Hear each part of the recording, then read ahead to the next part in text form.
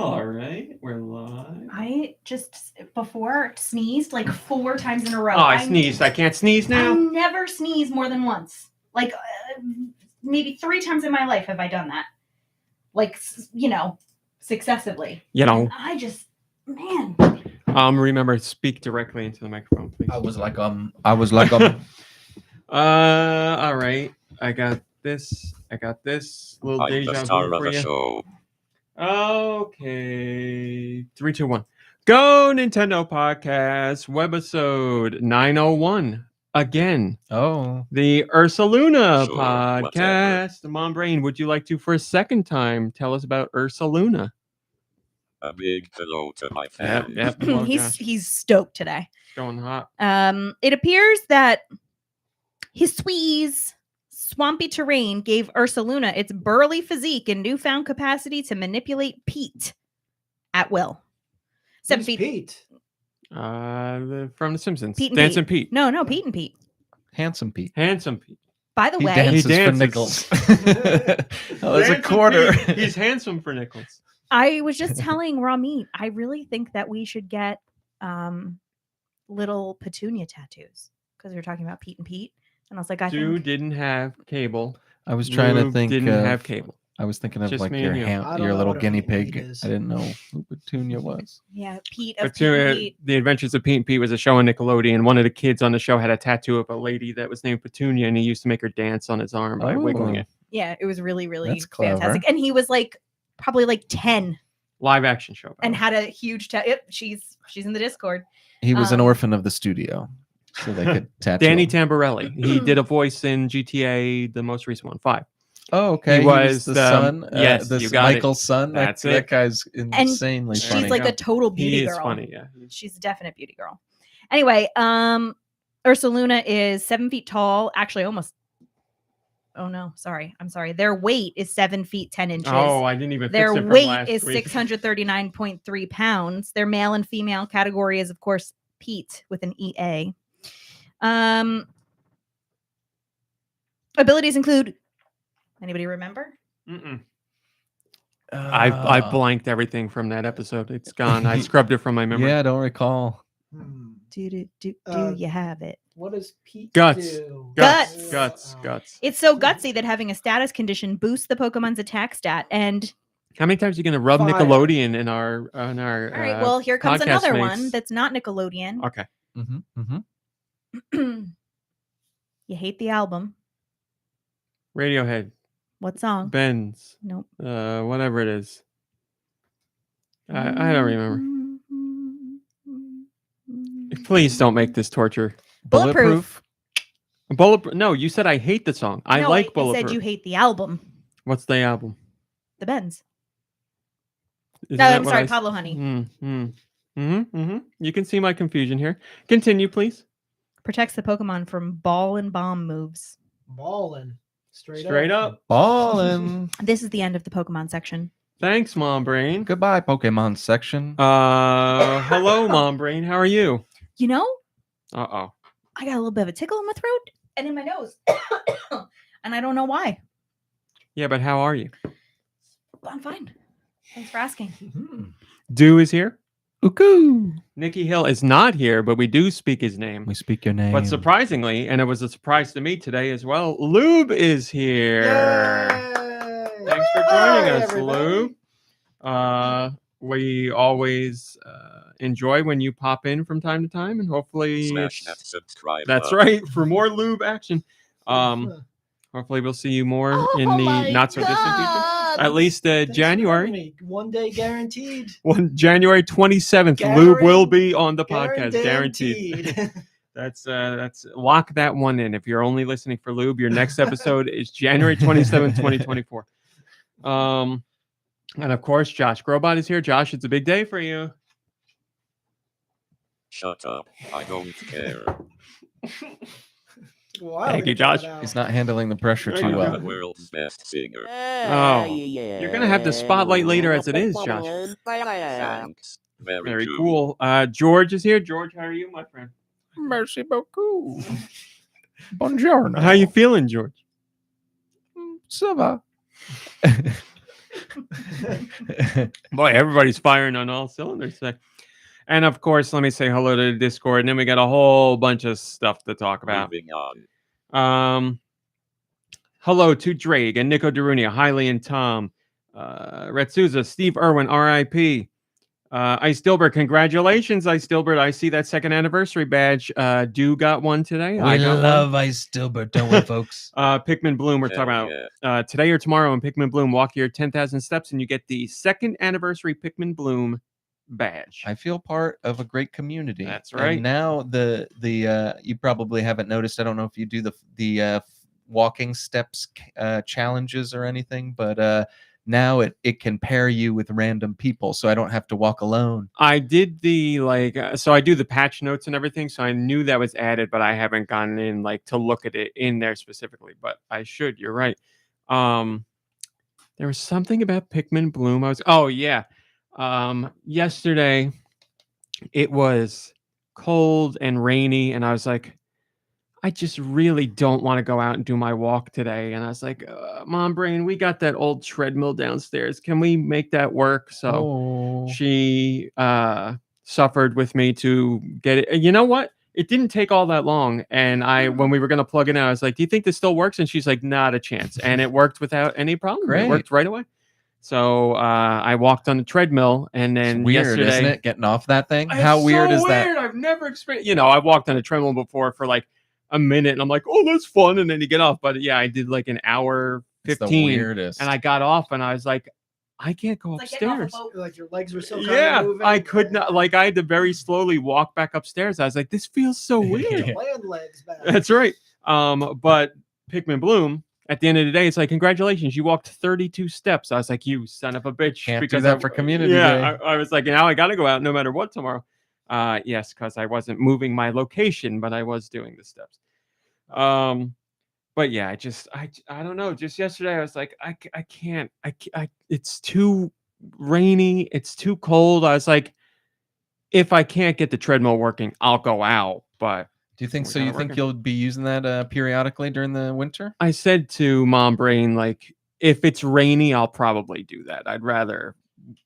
It sucks. It's a new level of torture. But like the rain. Yeah, is the worst. Rain is the problem. The cold, I'm okay with. But I used to run on it if it was like icy out too, like because you don't want to be out there when it's like slippery and gross. Yeah, it's a new level of torture because like when you're out walking. Like, obviously, you know how much further it is until you're home because you're walking and you can see things. And on that, you're just like looking at the clock. You're like, I got another 25 minutes. Yeah. You're like counting that down was the best part. seconds. So the treadmill's in the basement and there's nothing to look at. Plus, where we just set it up right where we carried it to. So it's in a little corner and right by my head is a light bulb with no shade on it. So I sat there with that for like 5 minutes. I was like, I can't do this. And I just turned the light off and I did it in the dark. I walked in the dark for an hour, 15 minutes. I was listening. You were outside. You could put your headlamp on. That's right. I was listening to a podcast, but it was just, I was like, it's too bright. I can't, like, if I did that for an hour, 15, and then I'd have that glowing in my eye for the rest of the day. Crazy sensory deprivation. It was when you really get off weird. that thing and it's like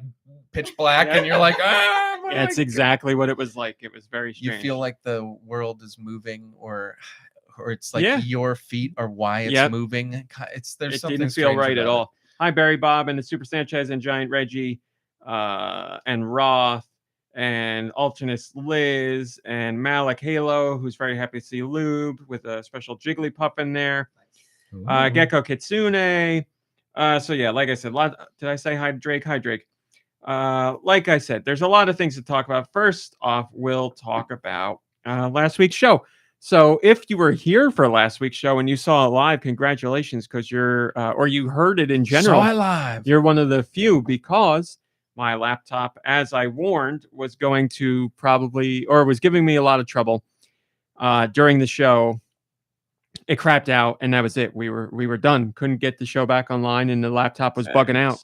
Very cool. Hi, Kurt Dog. So I couldn't do anything.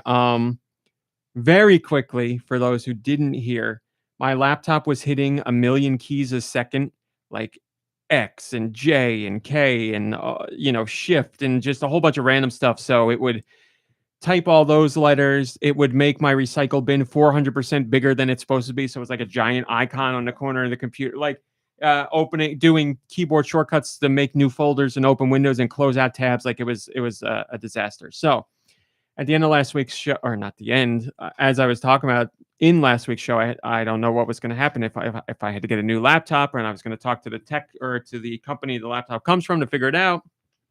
Blah blah blah. So as you can tell, we're live today, and yes, believe it or not, we're on the same laptop because I don't want to jinx myself, but I'm pretty sure I fixed the problem, or I eliminated the thing that was causing the problem because I took it to a Catholic priest. And That's got it right. exorcised. This thing is clearly possessed. So what I did was I researched online, tried some things, nothing worked. I got in touch with the company that made the laptop, and they were like, I knew what they were probably going to say, and I was right. They're like, clean the keyboard, take off all the keys, and I'm like, I know this isn't it, but so I took off every key on the keyboard, cleaned the whole thing. That wasn't it. They're like, clean the inside of the laptop. So I took that apart and did a Bunderson. I sprayed the air in there, and that didn't do anything. I Stillberg could have told you what it was. It was no. You know what? My laptop really, I keep it pretty clean. Other than beard hairs, like it's pretty clean. I don't ever eat over my computers or anything like that. I eat off to the side. But you're not wrong to guess that. Hi, Blood Ocean. Good to see you. So I was like, I guess I'm going to get in touch. Oh, the computer company was like, well, your computer is technically old because it's 3.5 years. They're like, if you gave it to us, we'd replace things are all packaged together. So it'd be like 2 pieces that we replace and it'd be expensive. They're like, it doesn't make any sense. You should probably get a new one. And, I looked up to double check what's the average lifespan of a computer nowadays. And it's like 3 to 5 years. I'm like, this is insanity. So I was like, I guess I'll get in touch with a local repair guy and ask him how much is it going to be to just give this a once over. Hi, Nintendo. And I was about to do that. And then I was like, let me try one other thing. And I opened it up and I was like, it seems like something electrical is going on, like some kind of like voltage or something is spiking or some kind of like something's getting a signal when it shouldn't be. And I opened up the laptop and I was like, let me take out the internal battery because I know battery stuff can cause problems. I don't know if it gets this bad, but I'll try. So I opened it up, took out the giant internal battery, closed it up. Everything's fine. Haven't had any problems in 4 days. We're all good. So You just have to keep it plugged in. yeah, so my laptop does not have a battery in it right now. It's just plugged in directly, but we're good. Everything's You're like Tony great. Stark. You went in there and you fixed it up. Or Well, that was like Peter Parker. That was the limit of my laptop expertise. Like if that didn't do it, I was going to be like, I can't do anything else here. Is it one of those cool batteries that we can pierce and watch explode? I'll give it to you after the show. You All can do right. and I was like, my equivalent of like smashing fluorescent light bulbs into the dumpster. To the company Digital Storm's credit, they kept following up with me throughout the week to be like, did you figure out anything or blah, blah, blah, blah, all this stuff. And they were like, they're like, we don't sell that laptop anymore. And the battery we don't sell, but we might have a couple in stock on the shelves. They were like, we could go look if you want. And I was like, tell you the truth, I don't ever go anywhere. I don't need it. I don't want to plug in a battery and have it screw up again. I was like, can I take you up on the offer at a later date? And they're like, yeah, fine. So I'm just going as it is for now. And we'll see what happens. But yes, we're good. Everything's good. So it took like 3 nights of tinkering around, but it's good. Hopefully we make it through this whole show. But I've been updating on it since Tuesday. I've been working on it since Tuesday, and I haven't had any issues. So it seems we're all good. Working out of this room then? No, I can plug it into any socket. Oh, okay. So you can like unplug it and turn it. Yeah. Plug Yeah, it back just if in. I pulled the plug out of the back now, everything would die. Yeah. But yeah, I other than that, it's fine. And oddly enough, my laptop before this one eventually had the same issue. And I was like, I don't need a battery. It's fine. And I used that for a couple of years after it. So yeah, we're back. So sorry about that technical hiccup last week. I apologize. Very cool. I want to. We are doing the trivia section that we were going to do last week. I promise. We're going to save that as the last thing we do before we get into news. It's not gonna happen. I want to say congratulations to Name of Austin. I was talking to him this week. I sent him a text because I saw that Kotaku, a very big gaming website, did a feature on one of the videos he put out just a couple days ago. He does a ton of Outstanding. unique videos, and the most recent one he did was one of his friends is an expert woodworker, like furniture maker.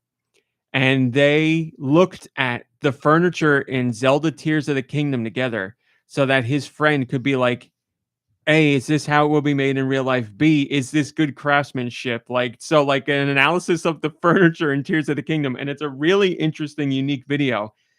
We shared it, and Kotaku did like a whole write-up on it. So I texted him and I was like, look at you, and sent him the link. And he's like, I didn't know this was here. So Nice. congratulations to him. Very well deserved. Yeah, His he's so YouTube fun. channel has been like really popping off in a whole bunch of different ways lately. So congrats. I mean, the man has been doing work on the internet and videos for over a decade easy. He's been around almost as long as I have, and he's always had success up and down, but like the last year or so, he's like on a very steady trend up. So good for him.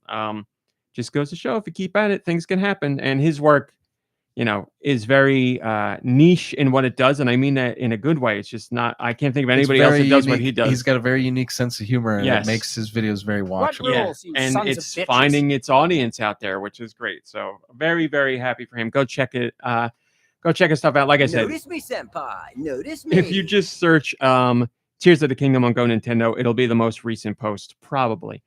And you can subscribe to his YouTube channel through that. I recommend doing so. Next up, I'm going to share something that people who are on social media might have seen a lot of recently, but I'm going to do it in a little bit of a different way because that's all that I have. The announcement for the GTA 5 trailer? When is that? Tuesday they're showing it? Yeah, the 5th. By the way, I wanted to ask you, because last year I asked you, blah, blah, blah. It doesn't matter. This week, December 7th, is the Game Awards. Would you like to come over and watch the Game Awards? I would be delighted to. I think it'd be fun because we could make fun of it together. And a Lube, I would offer you if you're around, if you can come over Thursday night.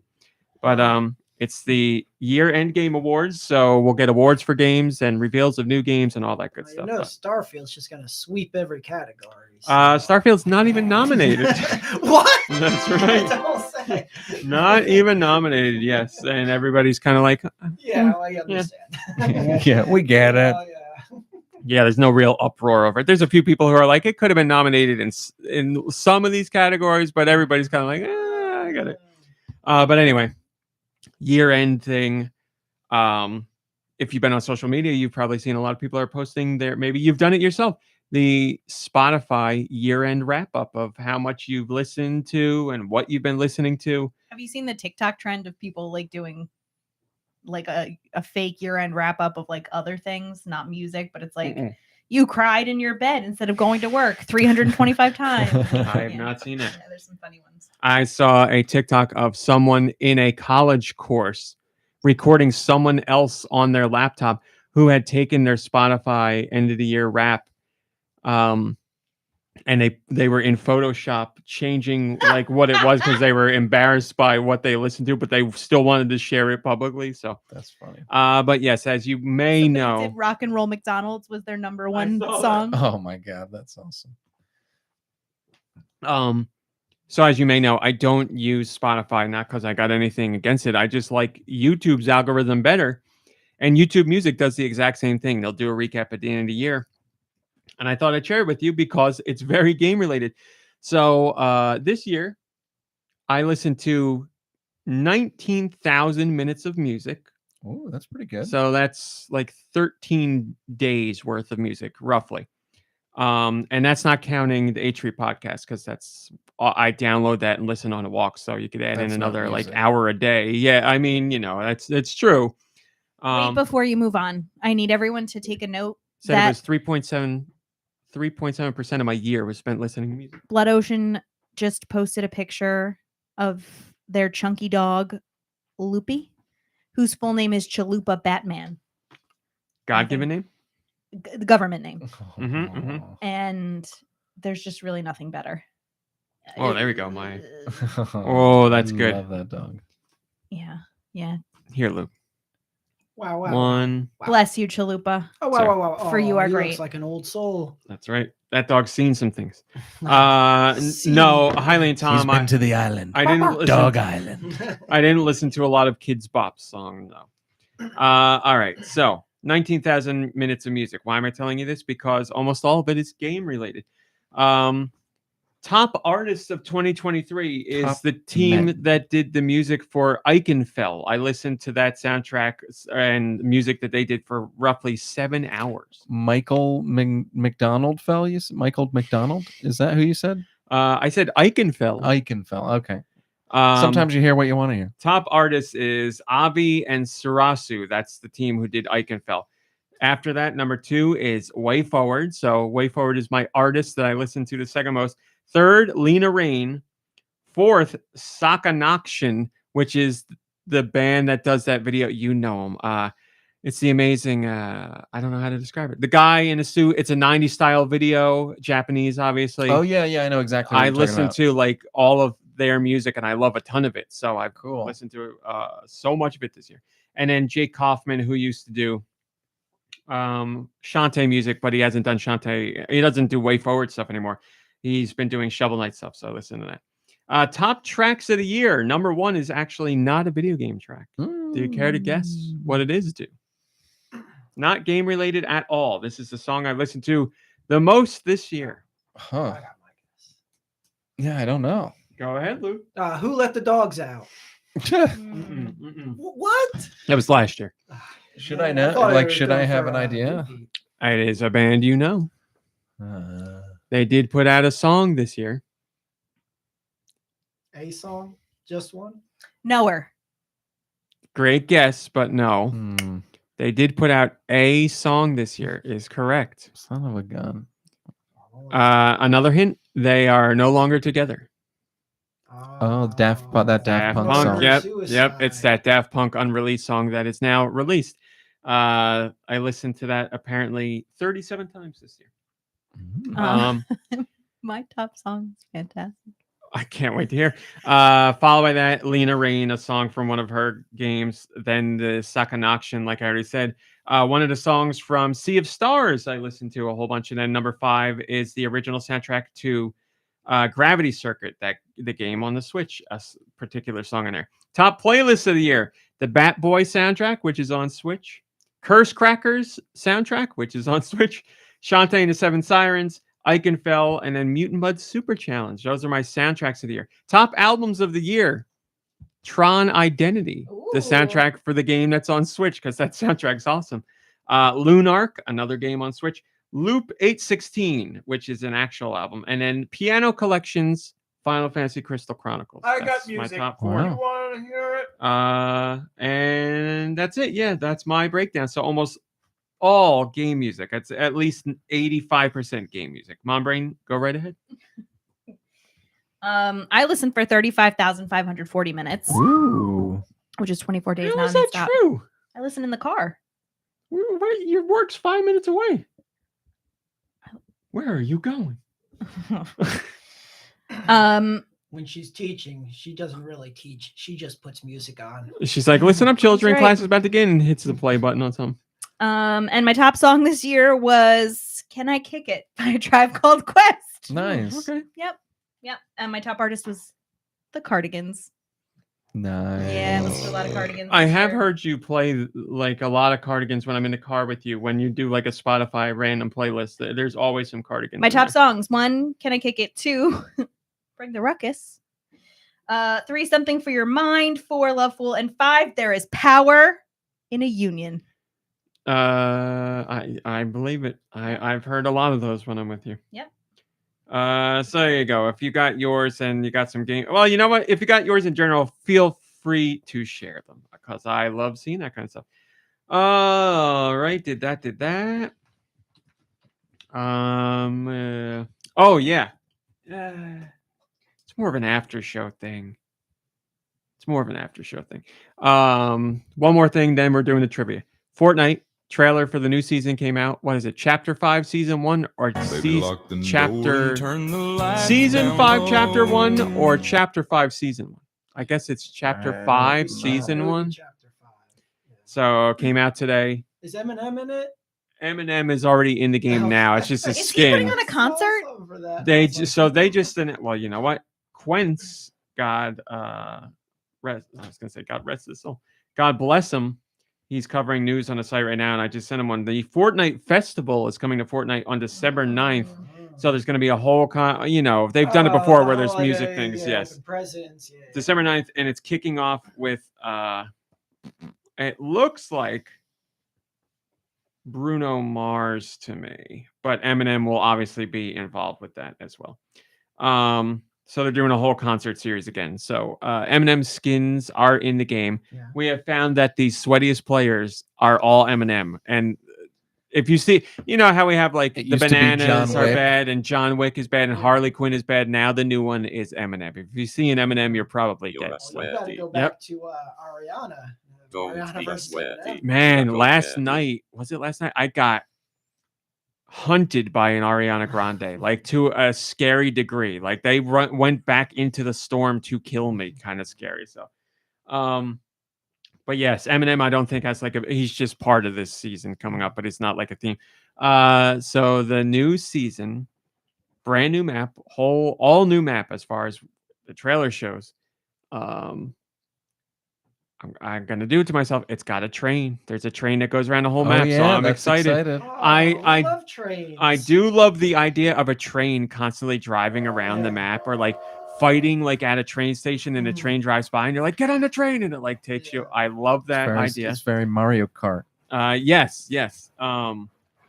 Weapons now have mods that you can do, so you can change the type of scope you have, and like if something has a silencer, so that looks really cool. There's new traversal stuff, so you can like, you know how you can vault walls now, or like automatically climb up on something. Now they let you scramble up a wall from even lower, so like you can jump and like kick off a wall and then grab a ledge and pull yourself up. Yeah, that was a cool little They got some kind of new traversal thing, which is it's like a blades at the end of like a rope. so you like throw a rope to like connect the points of whatever and pull yourself up, and then you can slice people with the blade too. It looks really cool.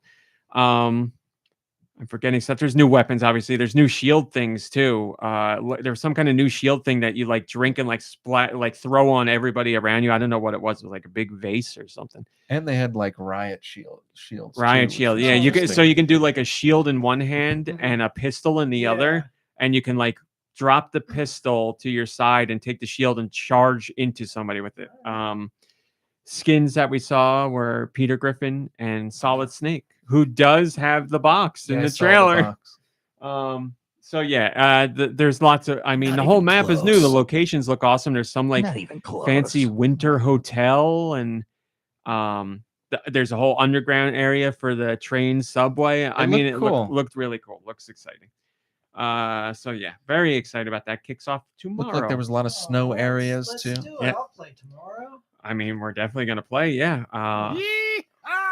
It's available at 6 a.m. tomorrow, so you can get up right now.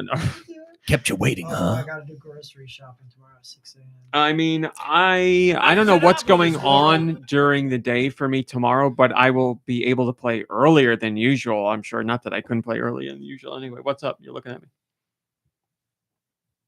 You want to see that movie? Either tonight or tomorrow. Yeah. Got it.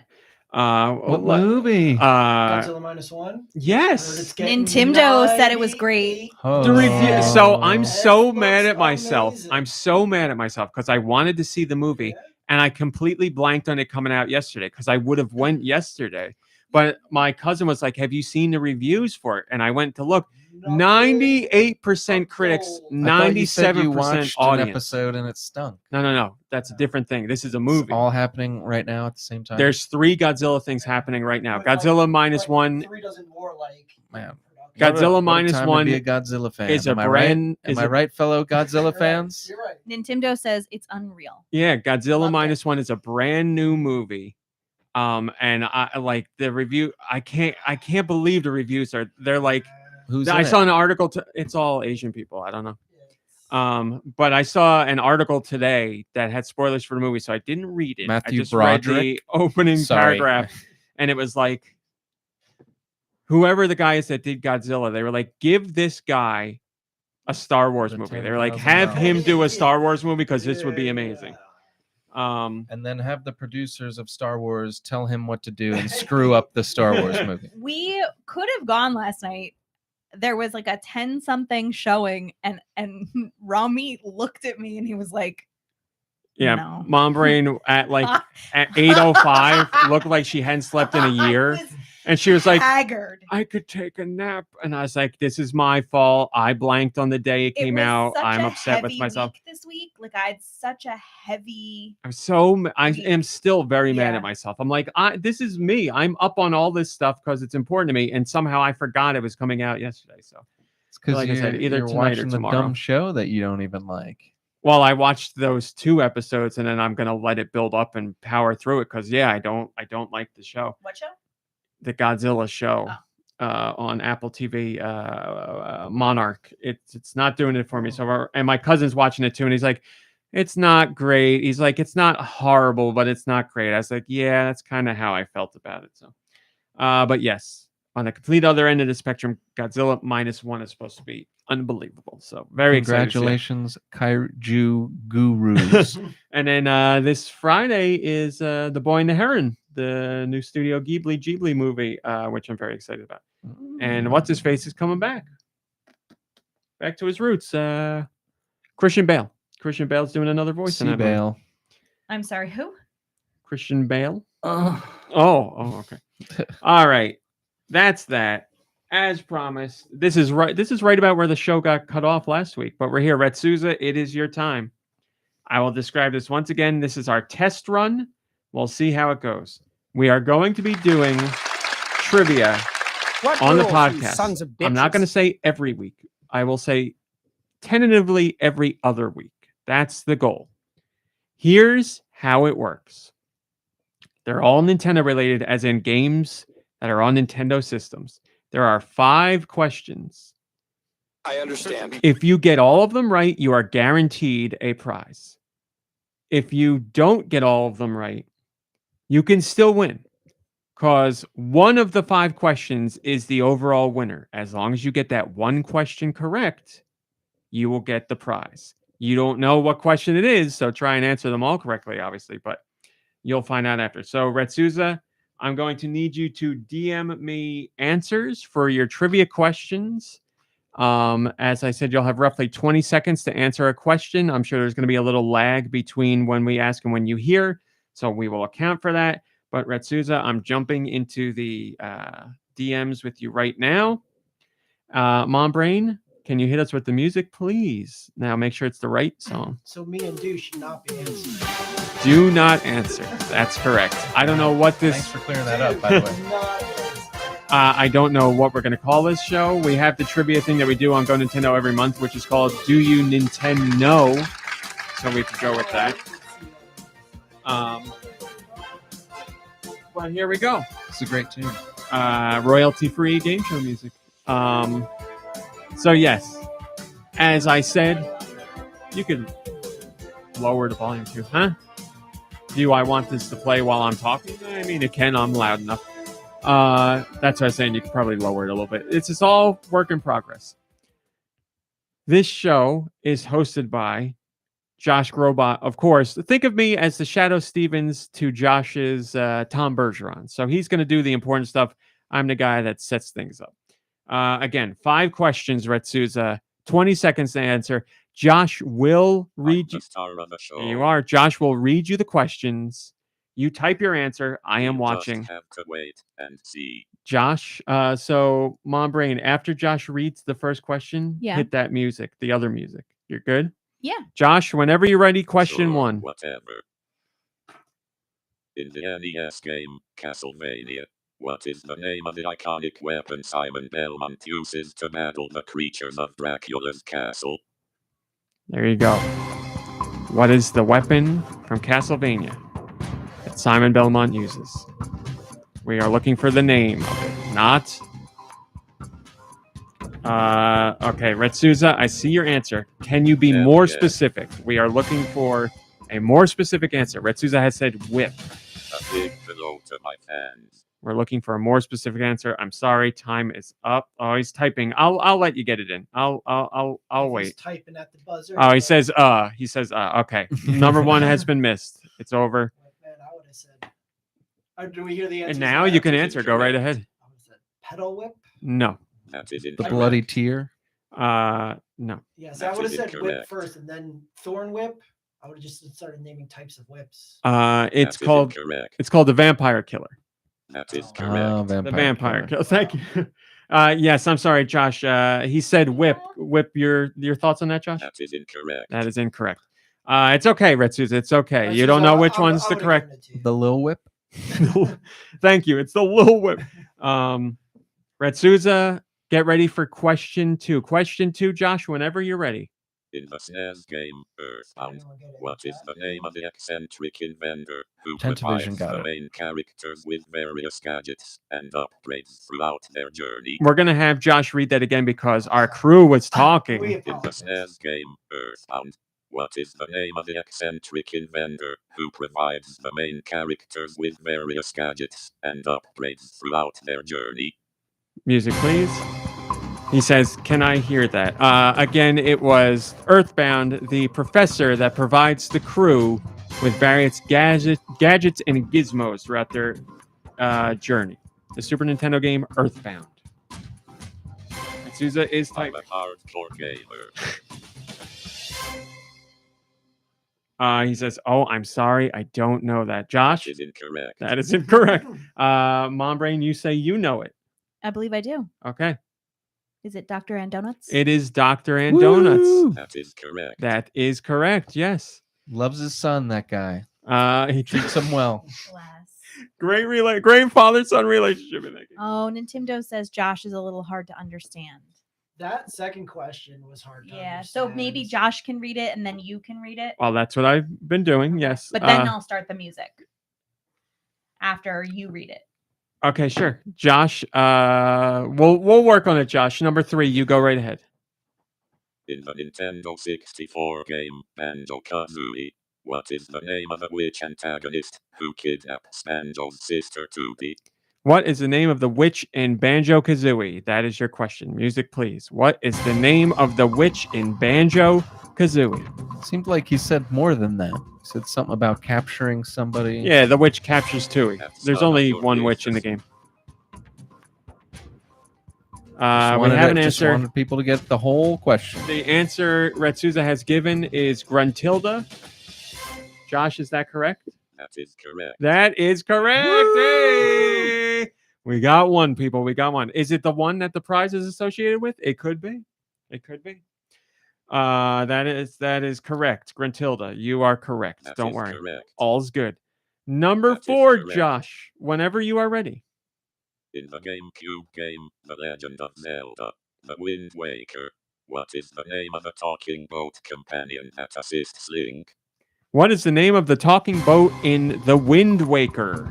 The Legend of Zelda The Wind Waker. What is the name of the talking boat? The talking boat that assists Link that assists Link in the Wind Waker.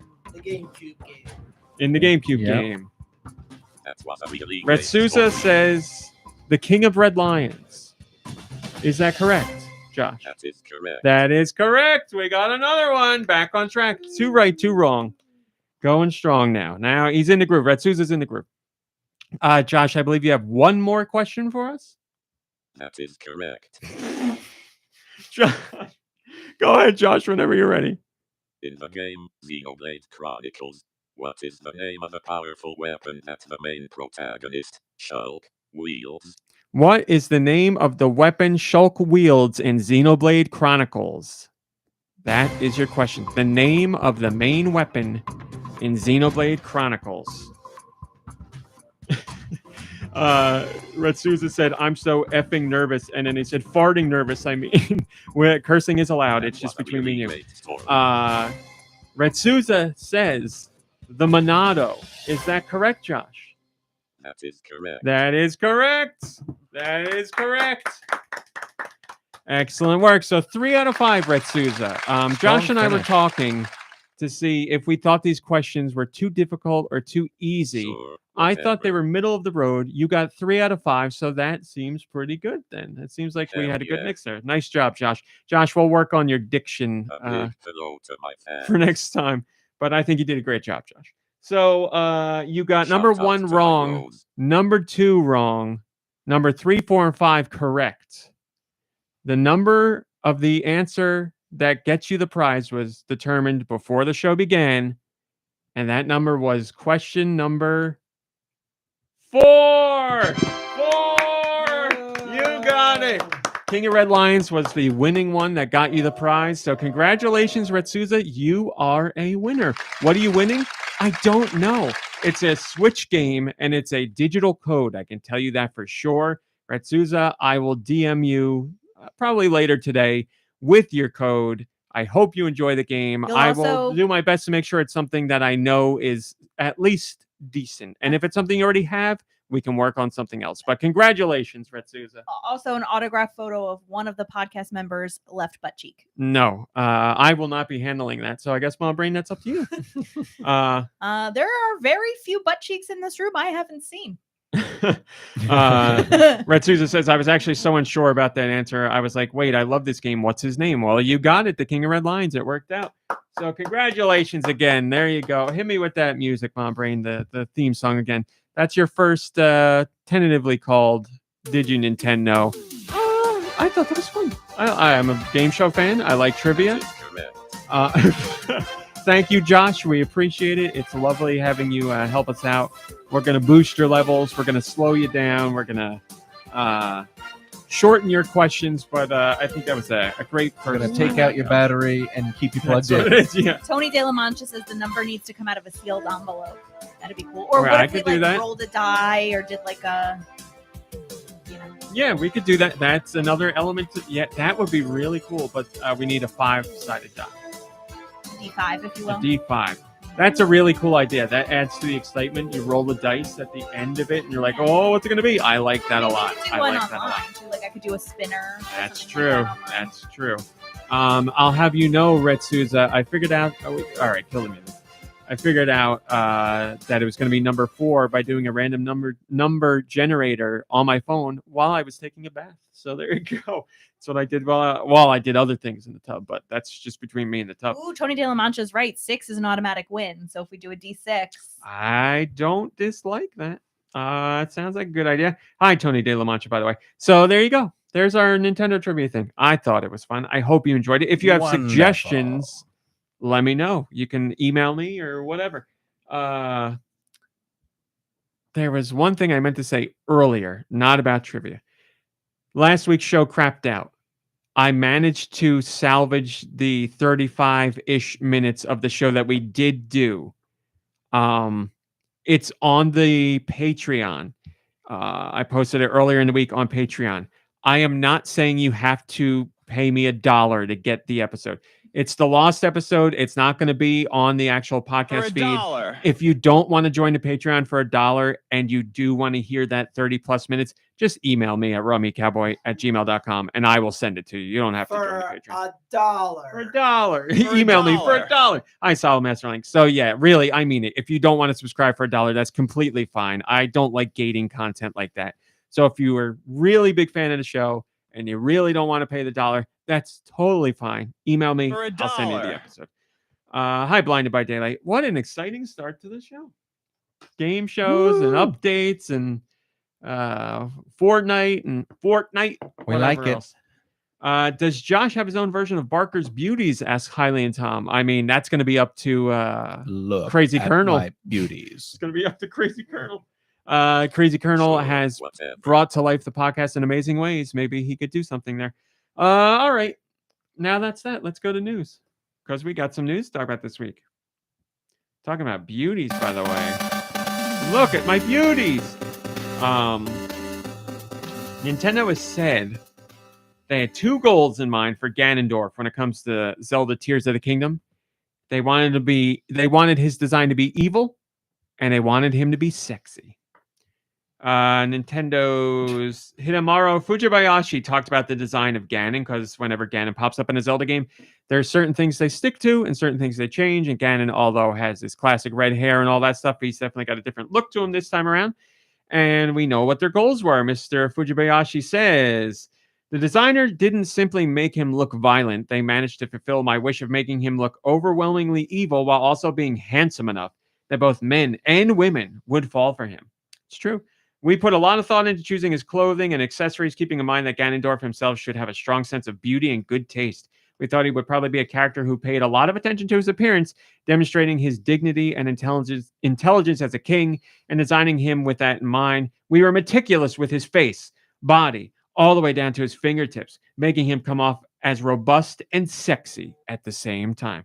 There you go. Sexy Ganondorf is what Nintendo wanted, and that's what we got. Oh my There we go. Give him a big god! package. Oh, how We do got I it all right. say this? Mom Brain, you got a guess at how to pronounce that name? Mm-hmm.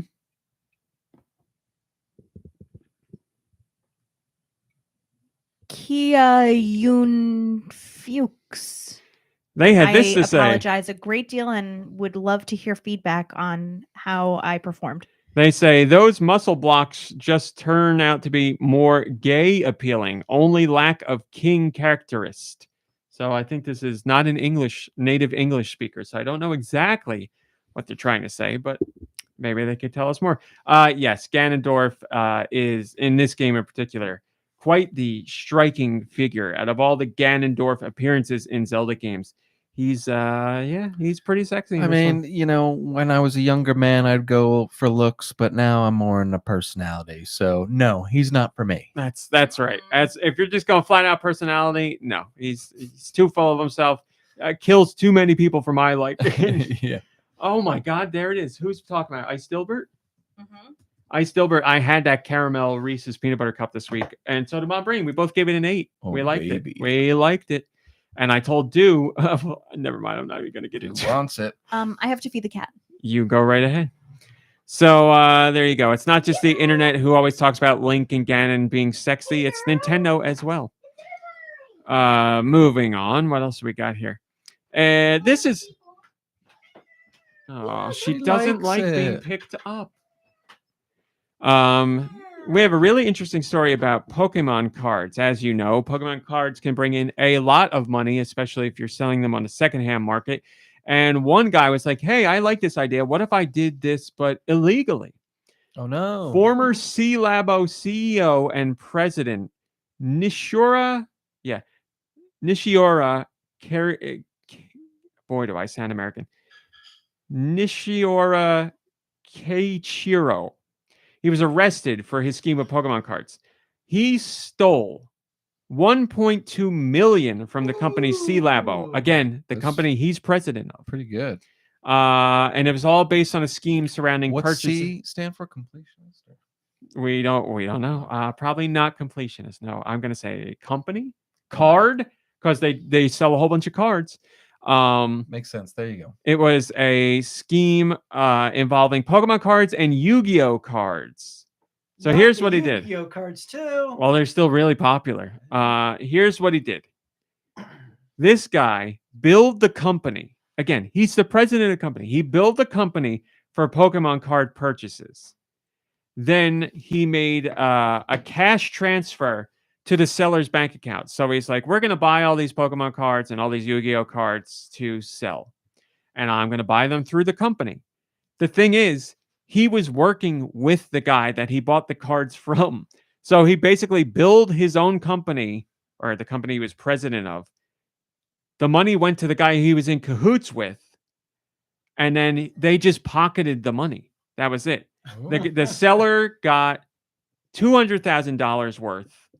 And the president of the company took over $1 million. How did he think he was going to get away with that? Well, here's the really funny thing. Apparently, this guy has committed a whole bunch of crimes at this company, like upwards of like 50 different crimes over the years. Oh my goodness. So I don't know what happened, but I guess he thought every time he did it, he's like, I've learned a little bit more now. Should have saw this coming, I guess.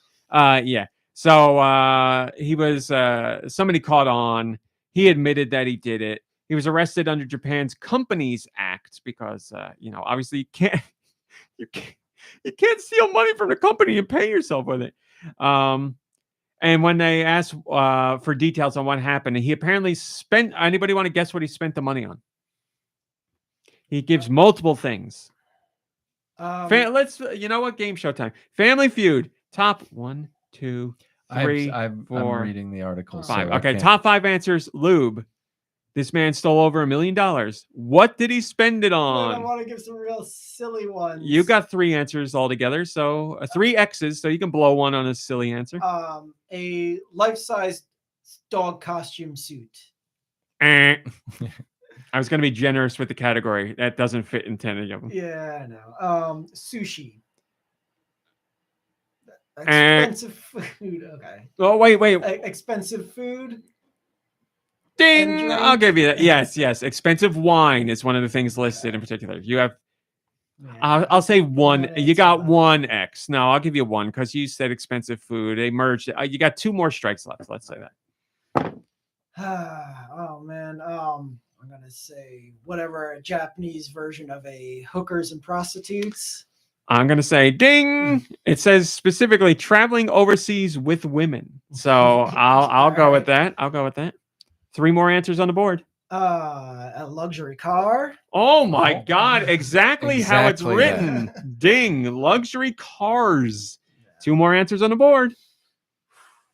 A lot of pressure since you're the only member of your family in this game. What else do people blow money on when they get a lot of money? Mhm. A boat. Great guess. 1 more answer. Can't even turn to the other team because you read what's on there. Yeah, I didn't realize you were going to be And yeah, I in such game show mode over here. I am. I'll just say the tourism, like traveling to exotic locales. Well, traveling was Steve already Harvey part of the would one give with it the to him, women. in a way. Well, traveling was already on there. Okay. But tourism, I think, when I mean, it's not the same thing, obviously, but Then the 2 that are left. I was gonna say, I'm not gonna give it away. Okay. Did he buy a fancy, expensive pet? And Pet. now you're out. The answers you missed. Go ahead. I was gonna say hotels is like tourism, but that's because I think of like Sim City, and it would be under like the tourism Hotels bracket. was one of them. I did Oh. not count that for tourism. And then also responsibly, the last thing listed, paying his own rent. So he's like, women, alcohol, hotels, cars, and then I'll pay my rent too. So there you go. That's why he did it. But he is arrested now. We didn't hear what happened to the other guy. I would imagine he'll also be arrested. But man, I don't know how the guy remained part of this company for so long and continued to commit so many crimes. But Because it was seems his like company. after what's the word I'm looking for here? When it's not really an independent study. It's like I blanked myself and I've decided I'm clear of all charges. There's a word I'm trying. Well, I've exonerated myself. Sure. I've blanked myself. I've investigated myself and I've decided I'm clear of all charges. Let's just say that. But yeah, he's gone now. So investigated. It's not as funny as what I was thinking. yes, that's another game show. That would be. Why can't I think of a match game? I blanked myself and I'm clear of all charges. Charles Nelson Riley. Moving on. We had a really good discussion about this I guess 2 weeks ago it was, about the Game Awards, again, December 7th, hosted by the Dorito Pope himself, Geoff Keighly, where they had the best indie category, and there was a lot of hubbub, a lot of brouhaha about it because Dave the Diver was nominated in the best indie category, and Dave the Diver was made by a company called Mint Rocket, but they are a very small company owned by a huge company called Nexon that is worth billions. So they were like, how is that an indie game? And we got into the discussion and we couldn't come up with, one qualifier as to what an indie game is, blah, blah, blah, blah, blah. But Geoff Keighly himself has now chimed in on the matter because he heard about the pushback on that game being named and the whole discussion about what makes an indie game in general. So Mr. Keighly shared his thoughts. I'm going to read most of it, but not all of it. He says, quote, independent can mean different things to different people, and it's sort of a broad term. You can argue, does independent mean the budget of a game? Does independent mean where the source of financing was? Does it mean the team size? Is it a kind of independent spirit of a game, meaning a smaller game that's sort of different? I think everyone has their own opinion about this, and we really defer to our jury of 120 global media outlets who vote on these awards to make that determination of is something independent or not. And then he goes on to talk about Dave the Diver, and he talks about another game like Dredge. He's like, Dredge was made by a small team, but it was published by Team 17, which isn't a publisher as big as Nexon, but they're certainly a bigger publisher. So it's like, it's tough. And I've seen a lot of people saying like, perhaps Indi would be best served going forward by like the feeling of the game as he described above, because you can, it's so hard to quantify Indi, but when you see something like a Stardew Valley or a Dave the Diver, you're like, this is an indie game. This feels like an indie game, and it's not meant as a good or a bad thing. It's just something about the game has that spirit to it. So maybe that should be the way going forward. I don't know.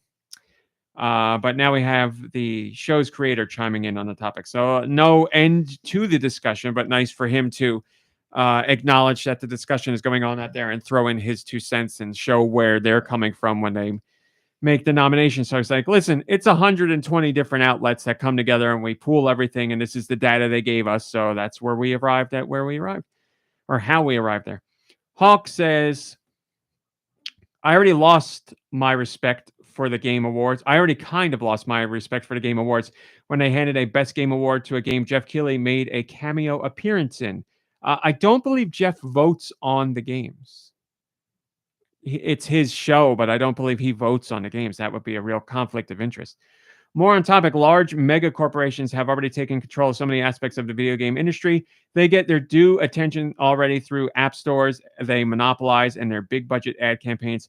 Awards for indie games should be recognizing games made by small teams that deserve success and didn't have a multi-million-dollar ad campaign to get that success.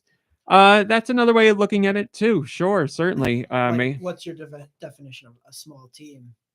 Yeah, that's it. All of it. 100 people. This is the thing. It's so difficult. Yeah, it's like, you put the limit at 100, and it's like, I had 105 people working on this, and it's not an indie. All 5 people are fired. Yeah, it's very hard to be like 25 people or less is an indie game, and you're like, so I got 30 people, and my game doesn't count as it. It's very. All of this is very hard. There's never going to be a cut and dry answer. But if any outlet is going to do an indie game award, they're going to have to quantify how they are arriving at that and what indie means for their outlet. So like when we do our game awards at the end of the year, I'll have my decision on whatever I believe makes for an indie game based on what I think and everybody else on staff thinks. So it's going to be a discussion. But yeah, there's not going to be a discussion, but it'll still be whatever you decide. If you don't like it, tough cookies. What I'll really do is have everybody vote, and then I'll go with whatever the vote says. But there's never going to be a cut and dry answer. There's never going to be, this is what it is, and everybody goes this way. So there's always going to be pushback and contention and people who are upset about it, but it's the internet. Everybody's upset about everything. So there you go. So get ready to be angry when Dave the Diver wins Game of the Year or Best Indie Game of the Year at the Game Awards this year. And don't even get me started on RPGs versus what do we call JRPGs. Well, yeah, thankfully nobody's making that. Every RPG is in the same RPG category, so we're good on that. Just again, the best indie game nominees for this year are Cocoon, Dave the Diver, Dredge, Sea of Stars, and Viewfinder. So it's a hell of a category, man. There's I haven't played Viewfinder, and I haven't played Dave the Diver, but I know Dave the Diver was reviewed really, really, really well and got a lot of buzz. It's a tough category. All those games, the games that I played in there are all great. So I need to play them all to make a decision. But between the ones I did play, I'm hard pressed to pick a winner there. We'll find out Thursday. Lots of games. Lots of games and not enough time. Here you go, dude. The story you've been waiting for. We finally have a premiere date for Pokemon Horizons, the series. As you probably know, I gotta learn to know you're always being facetious when you bring my name up. I'll try and mix it in with things you actually care about too. But this one was a joke, yes. Pokemon Horizons is the brand new anime series. Pokemon as we knew it is over. Ash's journey is complete. Is he dead? He finally became a Pokemon master, and as we all know, he died in the final episode. And his dying words were, "I hate Pokemon." He became the very best. I'm the best, and I hate Pokemon, and then he died. So yes, they're starting a new series. It's been running in Japan already, but now we have our North American premiere date. February 23rd, 2024, we will finally get to see the new series with all new characters. Nobody from previous series. It's Not all even Team new. Rocket? Not even Team Not Rocket. even Well, I don't know. Pikachu? Maybe Team Rocket's in it. Well, there are Pikachus in it, but not the Pikachu. Oh man, what about the talking Meowth? Well, again, there may be a Meowth, but not that Meowth. They'll probably get to season 18 and they'll be like, here's that Meowth you remember, or something like that. Yes, all new people, all new story, all new everything. February 23rd, 2024. Where can you watch it? Well, if you live in the United States, you'll be able to watch it on Netflix. It's a Netflix show. There you go. And if you are in the UK, you can watch it right now. They already added it to, I don't remember, BBC something or other. The first 6 episodes of the new season are available in the UK right now. Just yesterday, we posted the first look at the English intro for the series, which we hadn't seen yet, which will be the same in the UK and here in America. So Pokemon Horizons, the series, will follow the dual protagonists Liko and Roy and their partner Pokemon Sprigatito and Fuecoco as they set off on an action-packed adventure, encounter endearing characters like Fried and Captain Pikachu, and uncover the mysteries of the Pokemon world. There you How go. about it? Meowth, that's right. It's a good time to be a Pokemon fan. I'll check out I didn't watch all the original series, but I watched a good amount. I'll check out the new one. Why not? I'll put it on my second monitor while I'm working. That seems like the thing to do. I'm nosy. I like animation. Watch it while you're on Can the we talk treadmill. about Pokemon Concierge? We were talking about that. Like, I don't like watching shows on the treadmill because I like to pay attention. But I was like, there are things I could watch. Like, I could put on A think Price you is could Right watch or A Wheel of Pokemon, Fortune yeah, or you know? Pokemon. Yeah, something like that. Yeah. Mom Brain, go ahead. Well, we've been talking about it in the Discord. It looks so good, so lovely and cozy. I can't and division. It just looks like a nice show. Yes, Pokemon Concierge is another a brand new original series on Netflix. It looks so good. It honestly looks so good. It looks like one of those shows. It gave me the feeling of a show you would watch as a kid where you're just like, this is nice and soothing and just sweet and Little Bear. happy. Yeah, like a Little Bear or I don't want to say, I haven't seen the show, but it gives off like something on PBS vibes. Like you a get. Richard Scarry. Like yeah, exactly. That's a great one. That's great. It looks really cool. Plus the animation in general, it's gorgeous looking. Really love that. iPlayer in BBC in UK. Thank you, Drake Gamer. Also, Tentavision says Lube, Jesse, James, and Meowth are not in it. Yeah, I'm in the Discord. I just read that. Team Rocket in general could feasibly show up, That is true. but I doubt it. Earthbound. Here's something you're interested in. Yay. Earthbound. Shigesato Itoi, the creator of Earthbound or Mother, whichever you prefer. He is interviewed in the brand new documentary Earthbound USA, which I've heard is phenomenal. I have not seen it yet, but I will definitely be renting it digitally. You can buy a physical copy through Fangamer if you'd like to own it. But it's a documentary all about Earthbound, how it wasn't popular and how it became a cult classic over the years, and how people are really still absolutely in love with the series and blah, blah, blah. And obviously, part of the documentary has to talk about how Mother 3 was never localized to this day. The third and final game in the series has never gotten a localization. It got a fan translation that Nintendo did not shut down, which shows just how much they don't plan, or at least didn't plan, to localize the game. Translation. A translation, as they call it. And Shigesato Itoi was asked about localization for Mother 3. And here's his response, quote, I've talked about it with Nintendo before. Apparently, they were presented with the offer to use the fan translation, but they said it wasn't quite as simple as that. I think it'd be really interesting if they took up the offer. It'd be hard to make something like, say, an automobile with fans, but doing it with software, I believe there'd be a chance to make something that would be better than what the company could have made on their own. End quote. He says other stuff there. But yes, I know. I remember the team that made the fan translation when they realized Nintendo wasn't going to shut them down. They were like, you can have this. We can work together on this. Like, just we'll take a credit and that's it. Like, you can have the fan translation. Nintendo would never, ever, ever in a million years ever even consider something like that. But Their pride. there's so much more that has to go into that game for localization purposes, and they are thinking content wise, things that would not sit well with people around the world, where Japan culturally they are okay or were okay at the time. Maybe they're not okay in Japan now. I honestly don't know. But yeah, Nintendo would never go that route. But don't give up hope that the game will remain unlocalized forever. We have seen, I would argue, stranger things happen. Like I said in this post, Star Fox 2, 20 years after it was canceled, got a release on Nintendo hardware. So you never know what'll happen. Nintendo has joked about Mother 3 before and how fans always ask about it. So Nintendo knows. It's just, it's got to be the right time and the right place. And it's going to cost more than a regular localization would, because they got to put more time into it than they would have to any other game. So They would definitely do that over like a Link's Awakening style remake. I honestly don't know. See, it'd have to be a case of like weighing how much manpower and time and money they want to put into it. Because obviously something like that would take even more time.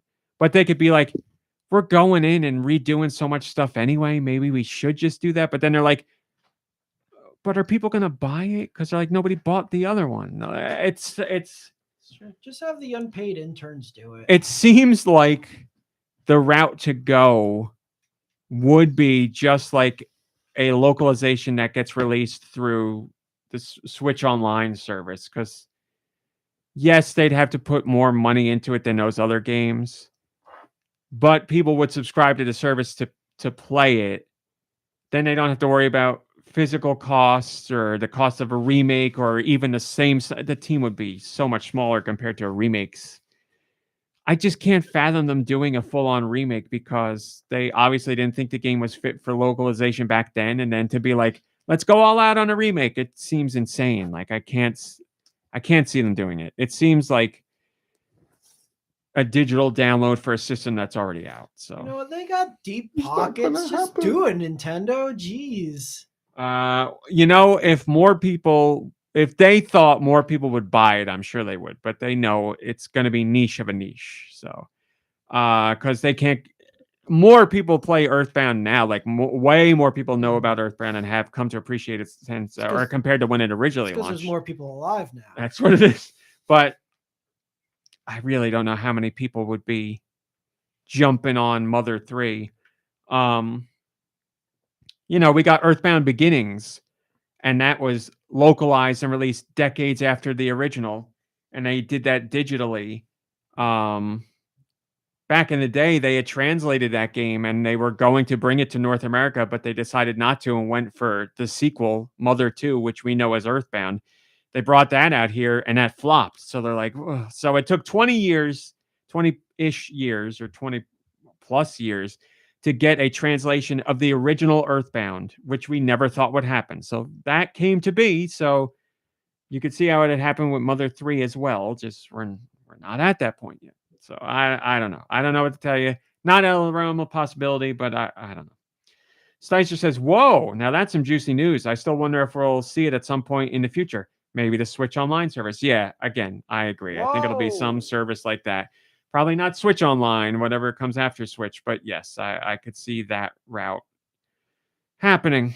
And it all depends on what else is going on with Nintendo at the time. Because, when they are hurting more, like in the Wii U era, when that thing wasn't doing well, that's when they did stuff like that, where they're like, here's the Super Nintendo Classic with Star Fox 2. And here's Earthbound Beginnings on the Wii U for digital people. Like, you hate to say it, but you'd want Nintendo, for it to be more likely to happen, Nintendo has to be in a worse spot. So, I don't know. Microsoft seems to have some miscommunication going on at their company, because one guy said one thing and one guy said the other thing. said the complete opposite thing, I should say. I think I actually know this story. Xbox CFO Tim Stewart was talking about Game Pass, and he's like, we want Game Pass on Nintendo. We want Game Pass on PlayStation. He says this. All the systems should have the Game Yeah. Pass. Which is something Microsoft has said before. They're like, we want to bring Game Pass to everything. This guy says, quote, it's a bit of a change of strategy, not announcing anything broadly here, but our mission is to bring our first-party experiences and our subscription services to every screen that can play games. That means smart TVs. That means mobile devices. That means we have thought of it. That means what we would have thought of as competitors in the past, like PlayStation and Nintendo. So he's like, we want Game Pass everywhere. We'll take your subscription no matter where you go. Give And us your money. we posted up that story and we're like, yep, Microsoft's doing this thing again where they say we want Game Pass on everything, including Nintendo platforms. Then 2 days later, Microsoft's Phil Spencer put out a statement. He's like, don't listen to that other Microsoft guy. I'm the Microsoft guy. Because Phil Spencer says, quote, I'll start by saying we have no plans to bring Game Pass to PlayStation or Nintendo. It's not in our plans, end quote. So I will never bring Game Pass. I love how one guy at Microsoft is like, we want to do this. And the other guy at Microsoft is like, we're not doing that at all. So these two guys at Microsoft need to talk to each other. I don't know what the hell's going on. See, the odd thing is, like I said, in the past, we have heard people at Microsoft say they want to bring Game Pass to Nintendo, PlayStation, and everything that's got a screen. So this isn't the first time we've heard it. It's just the most recent. But now Phil Spencer's like, nope, we don't want to do that. So I don't know what's going on. He's fighting it. Alert, alert. We have Smelly Maisie in the Discord. Alert, alert. Tell me about him. She's in the Discord. Cute. Steve Irwin RIP is visiting Chewy. their parents. So, I mean, we've seen Smelly Maisie before. Smelly Maisie is a doodle. Smell her from here. She's a doodle. And if we remember what a doodle's breath smells like, we know Hi, Freddie Fro. exactly how Smelly Maisie smells. Hopefully not that bad. Entropy says more PR bull shovel from Spencer. Of course they want Game Pass and everything they can. The more subscribers, the more money. Logic 101. Problem is that Nintendo and PlayStation do not want one of the biggest competitors in their ecosystem. They want most gamers to download games from the eShop, purchase physical games, and subscribe to their own subscription service. Why the flying fart would they let Game Pass ruin that? Yeah, sure. They would get get from Microsoft if Game Pass was on Nintendo or PlayStation platforms, but the real big winner would be Xbox Game Pass in the end, while the other see losers or losses. That's the thing. It's very tough for Microsoft to go to Nintendo and be like, hey, Nintendo, we know you got this eShop thing and you're selling your own games on your system. But what if we gave our subscription service to your users and they could just play all of our games on your system? Because Nintendo would be like, we want them to play our games. So why would we want them to be involved in an ecosystem where they pay $15 a month and have access to 100 different games? Or like, that I can't see how that would not negatively impact Nintendo's bottom line to at least some degree. And same for PlayStation. Because people would be like, especially parents would be like, I'm not going to buy my kid a new $60 game every month. I'll spend $15 and get them Game Pass so you can pay 100 games. So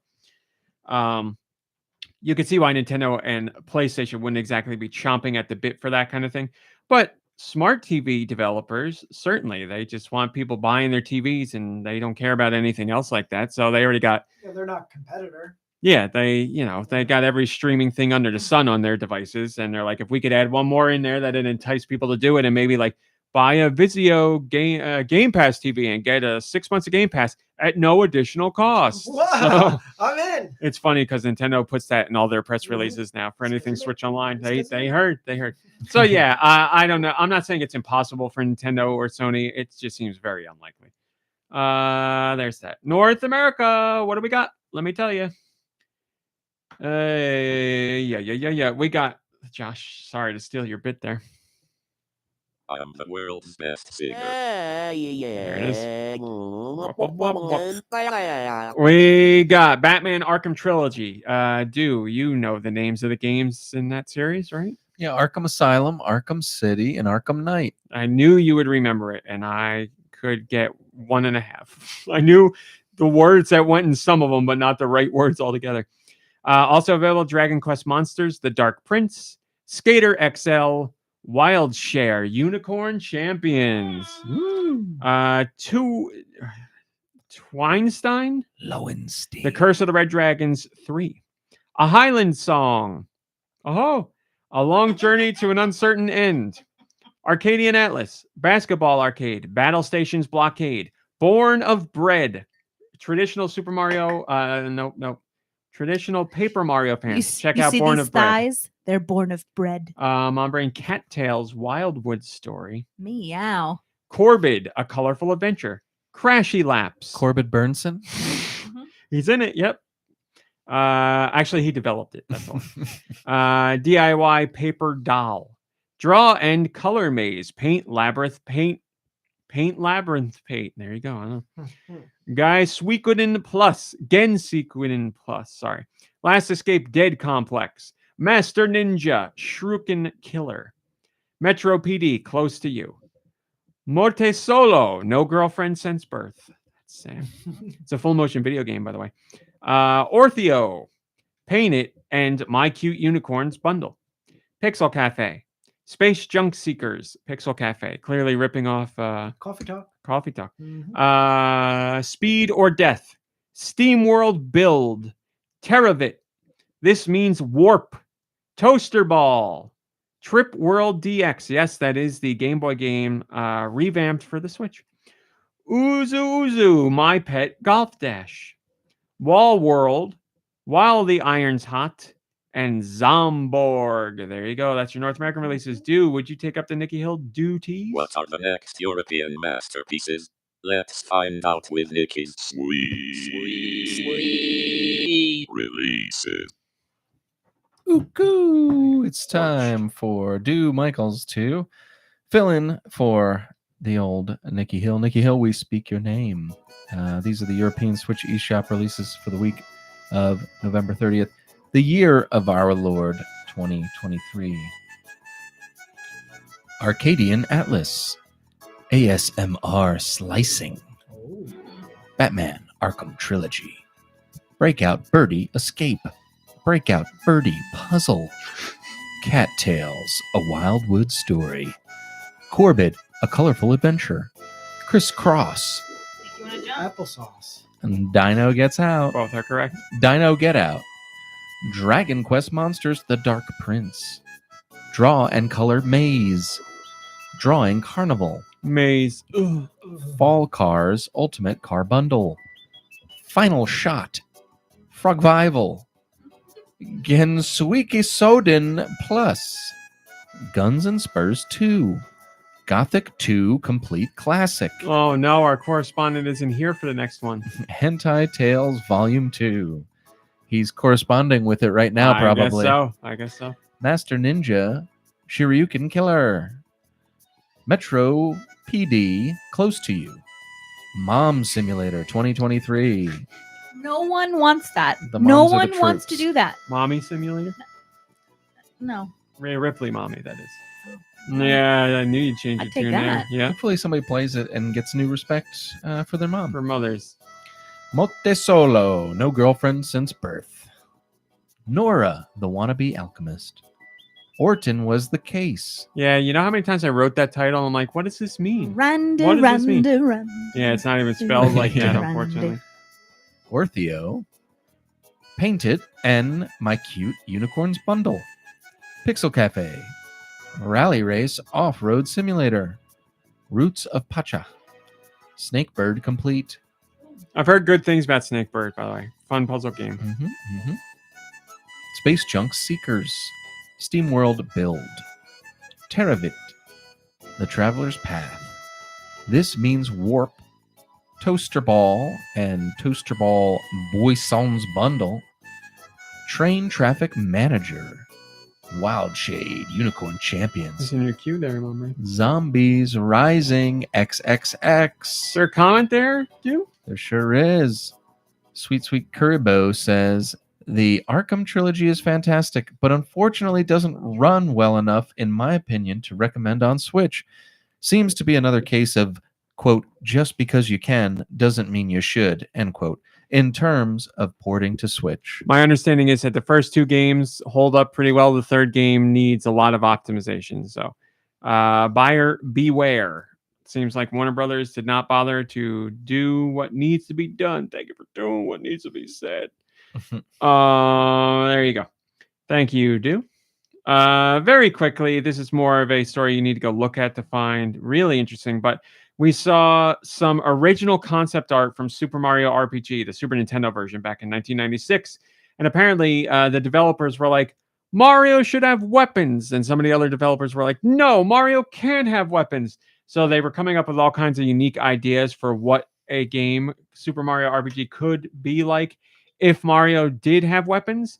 And one whole set of concept designs shows that it was inspired by the Three Musketeers. So you have Mario and Luigi in Three Musketeers costumes. You have Wario as well in the Three Musketeers costume. So go check that stuff out. Bowser looks awesome. Bowser looks amazing. And so on. So it's what could have been, but obviously they decided not to go that route and went with the traditional Super Mario RPG that people now know and love and are playing the remake for on Switch. Here we go. Talk about a big story. The internet was going nuts about this. We have Wario. Then Mario Tennis gave us Waluigi. And then there was Mario Power Tennis on the GameCube. And that almost gave us Wapeach. We heard rumblings of Wapeach being discussed in during development, but you never really knew what the case was or what she looked like. Well, now we do, because the original character designer for Waluigi was also the one that did Wapeach. And I don't know how he did this, why he did this. He's probably in trouble with Nintendo. He went online and shared his original design sketches for Wapeach and a 3D model of Wapeach. Here is Wapeach in some weird purple outfit with a completely different hairstyle, and not as good as I don't know. She's very, very much Peach, but with a Waluigi color scheme there. Yeah. But like Wario and Waluigi are like nasty looking. You know, they look like Whoa, villainous. whoa. Waluigi's handsome. Wario's nasty. No, I don't mean like ew. I mean like they look mean, nasty. Yeah, and they got those, Like villainous. they got those Oh my like God, Ratusa, red that was noses. exactly what I was thinking. Like Ratusa, they're you just said. gross. So what you're saying is Wapeach isn't gross enough. Not Isn't at villainous enough. I agree. Should have made her fatter. Not at all. Given her a mustache. Well, Dirty, make her fart all the time. I'm sure the internet has drawn their own versions of Wapeach long before this too, but seeing this Lube, one. is there somewhere you might go to find that information? No. GoNintendo.com. Sure, yes. Yeah, Tony, Red Souza, she needs to be picking her nose. Exactly. Tony De La Mancha says Wario is more of a zaddy than Ganondorf. Don't at me. To each their own. To each their own. Ganondorf is definitely. Mario should do Wapeach should do drugs and weapons. Yeah, sure. There you go. I think we all agree that the Wapeach design is not what we would expect from a Wapeach, and it never came to be. So now the internet's feedback is out there. So this version, if Wapeach ever comes around, it's not going to be this version. Also, the name has to change. For some reason, it feels like some kind All of right, we'll very do it right now. slanderous word. Like Well, I don't what know. are you going to say? Agreed. Waluigi. Smeech. or, like- Waluigi. Yeah, like Wario is just the M is flipped. So if you flip like the P, Beach. There you go. It's beach. She's a good old beach. Yeah. What's up, little beach? Tendona. Get that beach. Yep. I can see why they didn't do that. Tendona says it's just Peach in a different outfit. With Wario and Waluigi, there's no chance someone who's never seen them before would mistake them for Mario and Luigi. Could have at least made her buff about or something. Would have. Greech, like gross peach. Oh, I like that. Greech, yeah, that's Greech good. is good. Would have set her apart from Duranjo too. Yeah. Apparently Miyamoto squashed this idea because it was too similar to a character from the Yatterman series. I had a thought, and it's gone. Yes, you said nobody would ever mistake Wario or Waluigi for Mario or Luigi. That is true. Good But point. Rosalina isn't all that different from Peach, and I can see people thinking, "Oh, what's Princess Peach doing in this weird costume?" Like, they're different, yes, but they're not that different. They're not crazy different. So, who knows? We'll never know. I don't think we're ever getting Wapeach, so we'll never know. Well, now you know what it would have been. We don't need to do that. Let me take a real quick look at this one. We're not going to do that. We'll just go right to this one. Our last top story. I hate you, Phil Spencer. We talked a lot about Phil Spencer today. Microsoft's Phil Spencer did an interview with Windows Central. And Windows Central is like, hey, Microsoft's got all these great franchises now because they own so many companies, like you own Activision Blizzard, so Call of Duty and Crash Bandicoot and whatever. You know, you got your own brands too. You got Halo and you got, I don't know what else Microsoft's got. Bloodwake. Everybody's like, where's Bloodwake? Yeah. So they mostly need, the interviewer was mostly like, you have Activision Blizzard and there's a lot of popular franchises there. What are you guys going to do with them? What's your plan? Blah, blah, blah. And Phil Spencer gave an answer. I don't know what to think of this. He goes, quote, I'm not one to come in and take a franchise from a team and remove them from the discussion or development process on how something new gets built. I think the original creators, the culture, frankly, some of the lessons we've learned from past experiences here are very important. You've seen from our history that we haven't touched every franchise that people would love us to touch. Banjo fans, I hear you. But it's true that when we find the right team and the right opportunity, I love going back to revisit stories and characters that we've seen previously. End quote. I think no one said Banjo. Why do you got to bring up Banjo, I Phil think Spencer? he's telling Banjo fans to stop asking him about it. I think he's like, I hear you, and I'm not going to do anything about it. Now, see, that's the thing. This could be an unforced error because nobody said anything about Banjo. And specifically in this, he's like, Banjo fans, I hear you. Why are you talking to me, Phil? Does that mean something's coming? Are you like, Banjo fans, I hear you? Because, yeah, we've been asking since 2008. And to be fair, since before that, because who counts Nuts and Bolts as the real next Banjo game? But since 2008, if we're counting Nuts and Bolts, we haven't seen any new Banjo. Oddly enough, where's the Banjo appearances come from? Nintendo. We had Banjo-Kazooie in Smash, and Banjo came back to the original Banjo-Kazooie and Banjo-Tooie are back through Switch Online. So Nintendo, even though they don't own Rare or work with Rare at all, is still the catalyst for bringing back Banjo-Kazooie.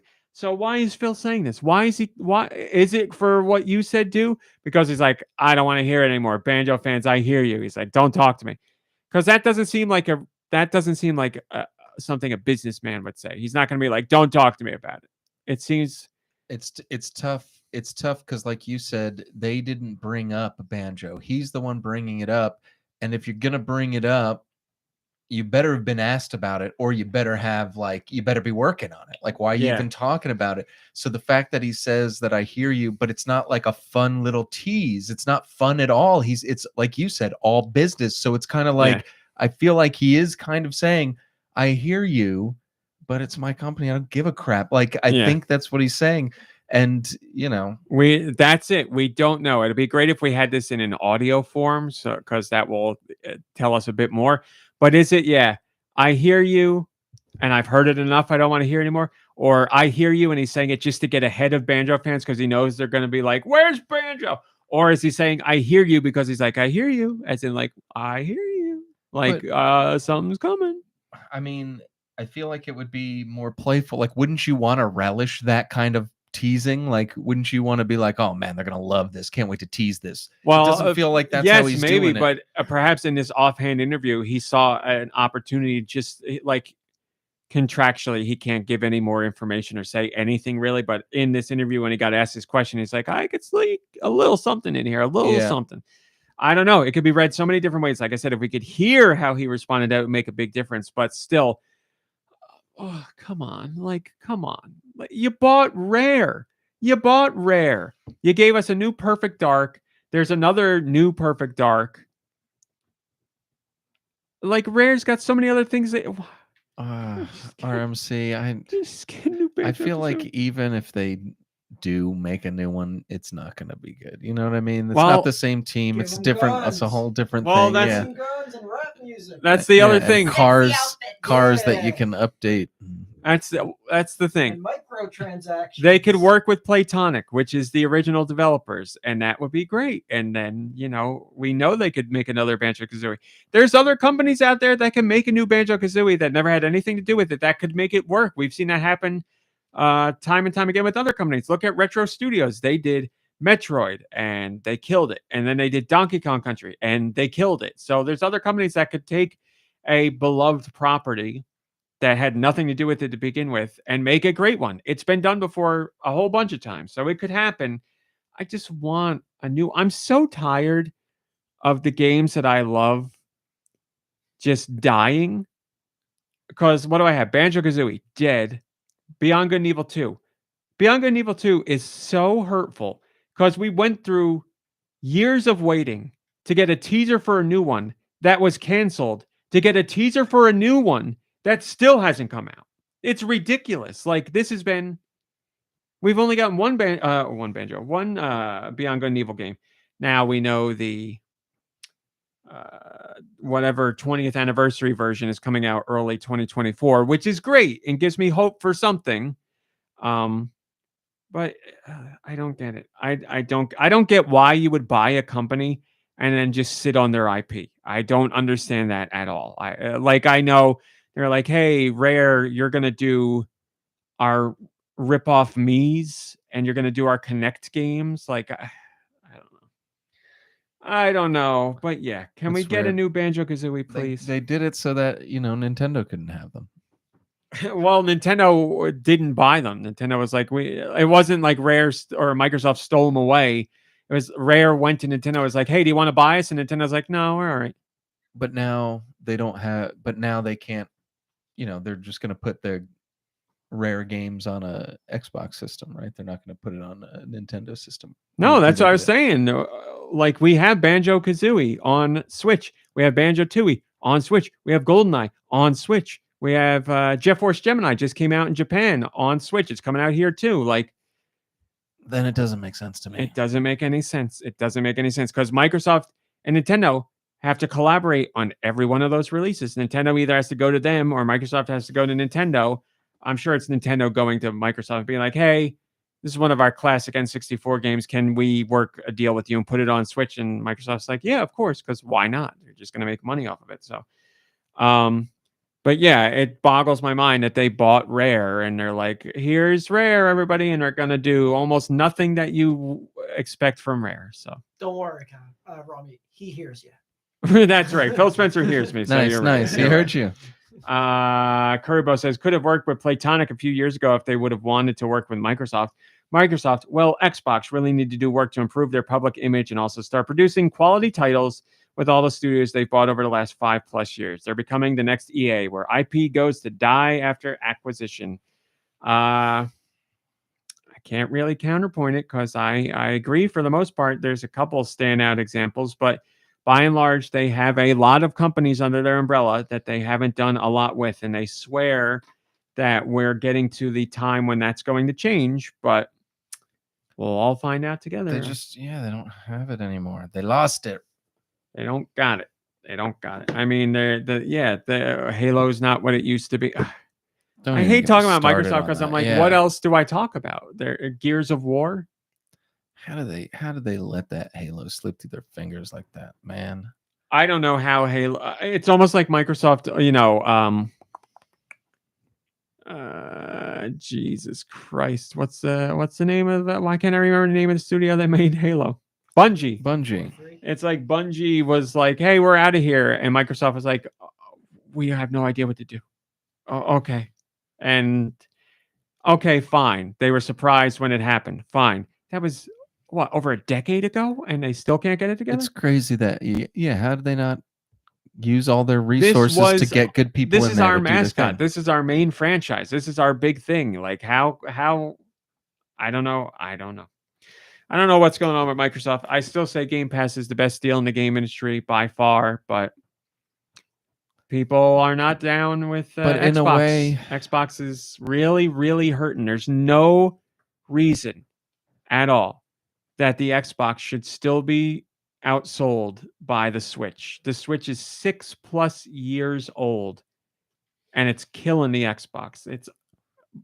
I love seeing the And Switch you can succeed. get that Xbox so but cheap too. They that- just dropped the price for the holiday season. Yes, the Xbox so Series cheap. X is like $350 now. Man. It's going to go back up after the holidays, but $350 for the X. Yeah. If only there was something to play on it. Well, that's the other crazy thing, because like, if we're really going to counterpoint that, 90% of the games that are on PlayStation 5 are on Xbox Series X and S. It's True. all the same stuff. First party stuff, you have standouts on PlayStation here and there. Spider-Man 2 just came out. There was Ratchet and Clank, that exclusive for people that like that series, but it's not like, this game, that game, so many exclusives. Right. Like Horizon wasn't exclusive. It was on PS4 as well. That's got to be why the Nintendo Switch is still doing great, because they're unique comparatively. Ian Spencer is like, exclusives don't really matter all that much. This is a different time, and everybody's like, what? But I guess he's kind of right, at least in terms of Sony, because like it's 90% the same games between the systems, and there's not all that many first party exclusives for PS5. Again, Spider-Man, yes, I get it, and there are other ones on there, but so many of them were on PS4 too. It's very, we're both PS5 owners. We're not. All three of them. Oh, that's right. Yeah. I got all of them now. Yeah, like Spider-Man is the best example because it's recent and new. Yeah. But the only reason we got the PS5 is because my wife wanted God of War. Yeah, and it was on PS4 as well. Yeah. So I don't know. Microsoft's hurting. I don't think they deserve to be hurting as much as they are, but I can also understand why people are not down with them. So it's tough. I don't know what they can do to turn things around, but it's not like they can't. They certainly could. We've seen it happen before. Just reading an email. All right, that's that. Mom Brain, what have you been playing? Oh, you got a lot to talk about. I've been playing Suika game. Suika. Excellent. Top score. 3,000 something. Woo! Oh man, my phone's dying. You want to do a little squeaking while I? Nope. Okay. Do. No, thank you. Little Life is Strange. Oh, really? Yeah. And you I never told played her- that before? Nope. I Cool. brought it up. I don't remember why, but I was like, you should get it. And I was like, there's a really good sale right now. Yeah. And she hopped on the sale. She got the version on Switch, the original Life is Strange, but with all the DLC added in as well. Very cool. I've been thoroughly enjoying it. Although, like I said, I had a really heavy week this week, and so having to make heavy what feel like heavy decisions or could potentially be Right. heavy Wrong. decisions. I didn't play a ton, but I mean, You put in a good amount of time. Did you get through the first episode? Yeah. Or cool. Yep. So, and then I got to where it says oh, you did this. Isn't that cool? That's you're in so this fun at the percentage of end to- people, and I was like, oh crap, I didn't even realize I could have done that. Crumbs, and there was stuff that I missed. Yeah.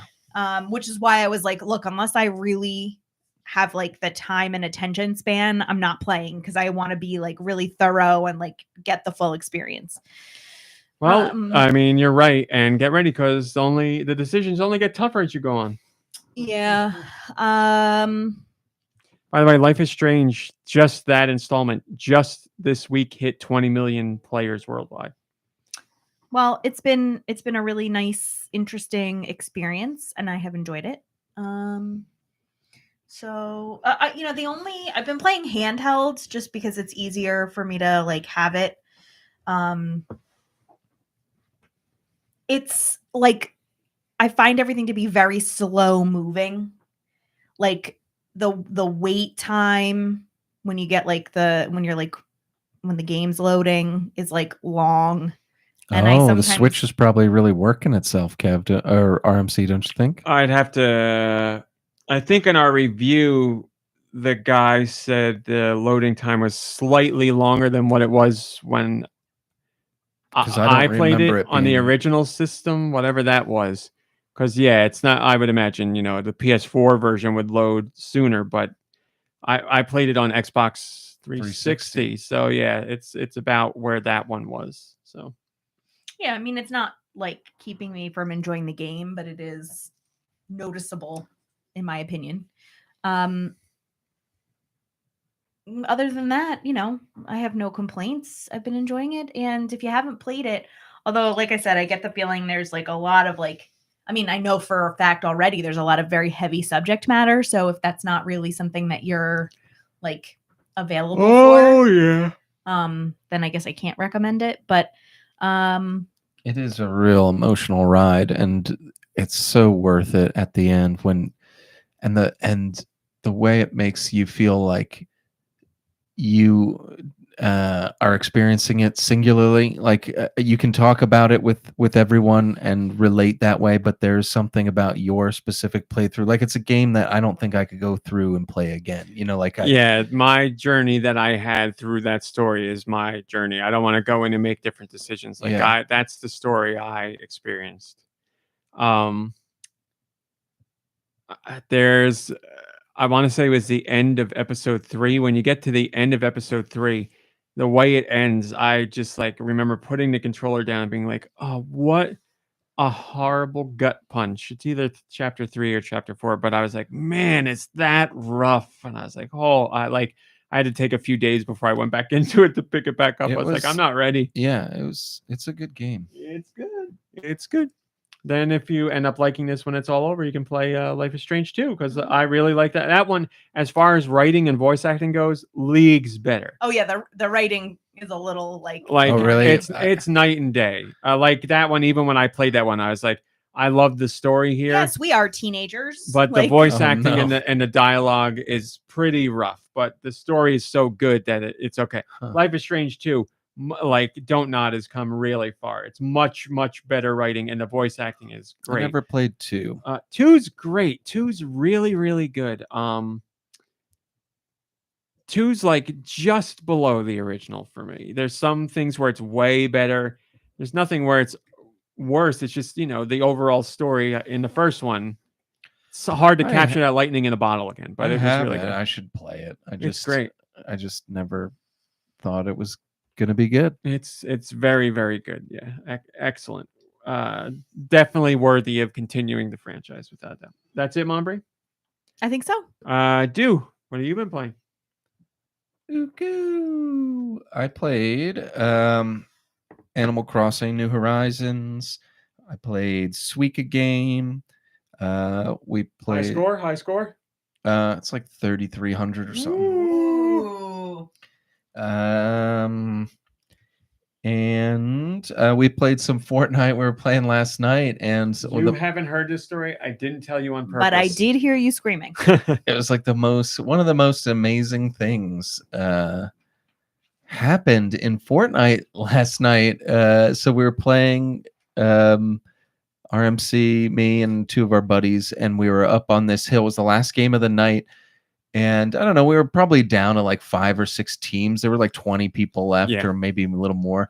And we were just up on a hill. We had a great bird's eye view. We weren't in trouble. There was nothing going on. And we started doing a synchronized emote, the hey ho emote. Not the hey ho. Hey. Yeah, whatever that one is. Not the hip hop parade. Yeah, not the Mumford and Sons version or whatever. But yeah, so we're up there doing a synchronized back and forth hey ho, and we didn't stop. We were doing it for 5 minutes, and then eventually the circle's closing in, and people are kind of coming into our field of view, way down in the valley. And when someone's sniping at you or looking at you, you can see the little glint of their sniper rifle, and we see these guys glinting us, but we're all still dancing. So then they start dancing, and we're like, "Are they dancing?" So we're zooming in on them, way far away, so far away. Because when we first saw the sniper glint, I was like, "Somebody's gonna snipe us," but then they didn't, and then I'm watching them like, "Are they dancing?" Yeah, and then they just kept it looked like they could have sniped us, but they just wanted to watch us dance. So we danced back and forth. And then they came up. We were still in the circle, and they came up this zip line. We're like, this is we're getting ready. They sent one lone guy. That's what happened. Their team over to us. Yeah, they sent one guy up, and we were still dancing, and we were just like, don't fire, just see what happens. He was very slowly walking us, crouch and standing up and crouch to the top. of the zip line and like immediately pulled out an emote, and we were like, we think he's on our side, and then he like crouch walks like towards us and then joined our dance, and then like the rest of the team came up over. and we all were dancing. It was 8 of us dancing, and then it turned out we were the last 2 teams, and it's just 8 of us dancing, and we're following every time the circle would move. We're trying to follow it, and we're over like this rocky, awful terrain, and like some people had like traversal items and some didn't. So like people were dying in the storm, and like so Yeah, it the was circle like, was barely big enough it for was 2 people, and it was moving very unbelievable. quickly. and then it came down to like 2 against 1, and I decided it was me and another guy on our team against the last guy. And we were, like I said, following the circle and dancing when we could, if we could. And it was great to see everybody just like following each. But anyways, so we're there, and I was like, maybe we should just call it like, die dancing together in the storm. So I stayed in the storm, and they didn't. And I just like I just stayed. So I died, and then it came down to just them. And the way the circle was closing around them, and like there was a building there, and they couldn't get into the building. Like they're trying to say, it was really hilarious. And they're trying to like dance and smash walls and dance. And then just like, and we ended up winning, right? Like, it was one of us and one of them. We were both stuck in the same spot, and we ended up winning, and our team had 1 kill. And I had like the pacifist award and stuff like that. I'm sure at least 3 of us had the pacifist award. The game before we had like over 20 kills or something, but this one, yeah, we didn't win see all night. We lost Yeah, that every was the single only game we time. won. And the game we won was the game we were danced our So way to good. victory. So good. I want to best part post it. There were 9 people at one point. So it's our team of 4, their team of 4, and one random guy. We didn't know where he was. And one guy on their team saw the other guy and just instantly sniped him and killed him right away, and went right back to dancing right afterwards. Because I saw the guy explode, his stuff hit the ground, and the guy turned around and was, hey! It was amazing. It was amazing. It's so good. And then one of the guys on that team sent me a friend request later that night. So I think I got to accept it. But 6 years we've been waiting for a moment like that to happen, and it finally happened. It was amazing. So good. We yeah, found our equals. I want out to put there. it on my YouTube channel, but it's like gonna be a 10-minute video. It's not really gonna be watchable in an exciting way like that. But it's an amazing story. Oh, it will be. Yeah, if you upload it privately to your YouTube channel or mark it as private, I can download it and edit it to like speed up stuff and just do highlights if you want. It's up to you. But yes, our finest moment in Fortnite history, without a doubt. God, it was so funny, so awesome. The stuff dreams are made of. I just, there's that tense moment when you see the glint of the sniper rifle, and you're like, "Am I gonna die? Are they gonna take us out?" And they did not. You and I stayed strong. I remember our two teammates like kind of broke off and ran away, but we were going down with the ship no matter what. because we kept dancing. I guess he he let us go. But great man, stuff. Amazing, so much fun, hilarious. Fortnite, it's great because you could play it as it's intended to be played, and it's fun, or you could do what we just did, and and it's still fun. You can dance if you want to. Hey, before we finish out today, don't let me forget that I want to make a little mention. Okay. I want to make a mention too before we finish, if I can make a mention. Is yours Yeah, serious? I want to make a mention too. It's serious, yeah. Okay, because I'm guessing Mom Brains is legit serious. Yeah. Okay. Yeah. Just making sure. Yeah, I got a serious mention. Yeah, I know you don't. That's why I'm putting it out there. I can make a serious mention. The fact that you said I can make I can make one. Exactly. I'll make one. Exactly. We didn't ask. We weren't putting out feelers. We were just if there is a mention. Anyway, seriously to be anything made. else? I played a little game called Everybody's Gone to the Rapture again. It's probably my 3rd time playing through this game. I love it more now than ever before. I am in love with this game again. I liked it before. I love it now. I love it.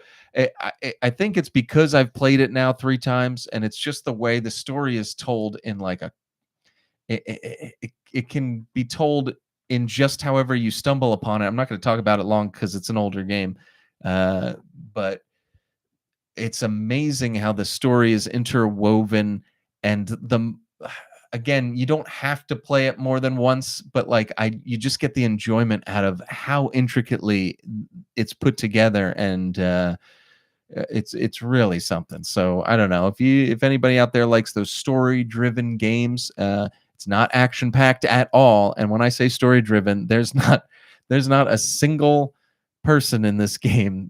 I mean, there was, but I don't know. And I guess the title gives it away, but not really. It's a beautiful game. Everybody's gone to the rapture. Thank you very much. Lube, what have you been playing?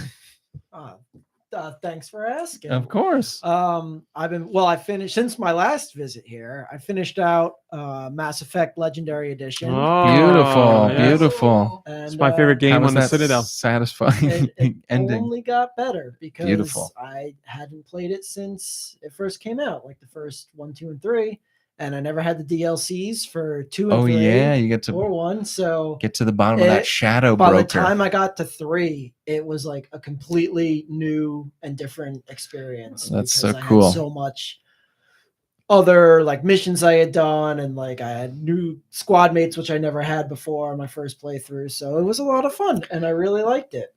Those games are amazing. Still today, amazing how they did that. It was really good. And other than that, I've been playing not too much. A little bit of Fortnite, but not too much of that anymore because of my work schedule. But that's going to change. I'll let you know after the show. I was fired. I was not fired. I've been playing Magic the Gathering Arena on my desktop. Oh, really? Yeah, I like that. I gotta get him some Teddy Fresh. played Magic. Yeah, that stuff is Cards really I've cool. had since the 90s, and Arena Online, it's kind of fun. A lot of sweaties. I'm not that good. You know what you but should it's fun. try? You should try Marvel Snap. I'm pretty sure that's on desktop too. A card game on. Okay. Well, Marvel is coming to Magic the Gathering. I saw. Yeah. Yeah, I'd love to get into Magic. Well, Arena's not too bad. Yeah, that's what So I've heard. I got into it over the summer because they had Lord of the Rings dropped. And Yep, I was like, yep, man, I yep. love Lord of the Rings, and I was like, man, I've always loved Magic. And Man, those I was like, cards let sold me- for so much money too. It's made them a ton of money. Oh yeah, oh yeah. Now they're actually going like they do so much like pop culture. So now it's almost like I feel like it's too much, but whatever. I mean, if it's making them money, it's making them money. Yep. And there's like things that everybody loves. So like Mhm. I love the Lord of the Rings, and maybe people didn't like that one, and so whatever. And then I've been playing Civ, obviously. Oh, Civ of course, 6. Been of course. playing that. And I started playing the Warhammer 40K game, Dark Tide. Mhm, mhm. And I think it's a lot of fun. It's very, very, very Left 4 Dead like. If you Yeah. played the Left 4 Dead series, like it feels just like that game, except a little bit tougher, like more fun, because it's not just like zombies you're fighting like people with like melee weapons, but also like people who are also trying to shoot at you at the same time. Mhm. And it's Girls here. I don't know anything about the Warhammer universe, but my stepson's all into that, and he was playing it, and I was watching him playing it, and I was like, oh, I like, and you don't need to know like any of that lore. Warhammer has so many like spin-offs and styles and types that there's a connection point for everybody, no and, matter like what you're you into. don't need to know any of that crap. The game Yeah. is a fun game. Yeah. If you like Left 4 Dead, you will really like that Yeah. game. And there's a little bit of like an RPG element that Left 4 Dead doesn't have, but it's very easy to do, and it's very simple and easy to learn. And I had a lot of fun, and I wish that my friends would play it with me. Maybe one day. I'm down for anything, but your schedule is so restricted. But apparently that might change. Yeah. And that's it. And I know I said I was going to play Coffee Talk 2, and I just never got around to it. But I haven't deleted it yet. Still downloaded on my Xbox. So you're saying there's a There chance? is a chance one day. Every now and then, again, my kids will bring it up to me. They're like, "You never played Coffee Talk 2?" And I'm like, "Don't you want to install that Go to game?" bed. Go to bed. And that's it. All right. Romy Cowboy, what have you been playing? Oh, thank you for asking. Fortnite, obviously having a lot of fun with Fortnite. The OG season has been a ton of fun. great to get back into how Fortnite used to be. I'm very excited for this new season because the trailer looked awesome. So I'll be hopping on that tomorrow. And then the only other thing I've been playing is I finally went back to Spider-Man Miles Morales, and it's I've gotten back to where I felt about it before. It's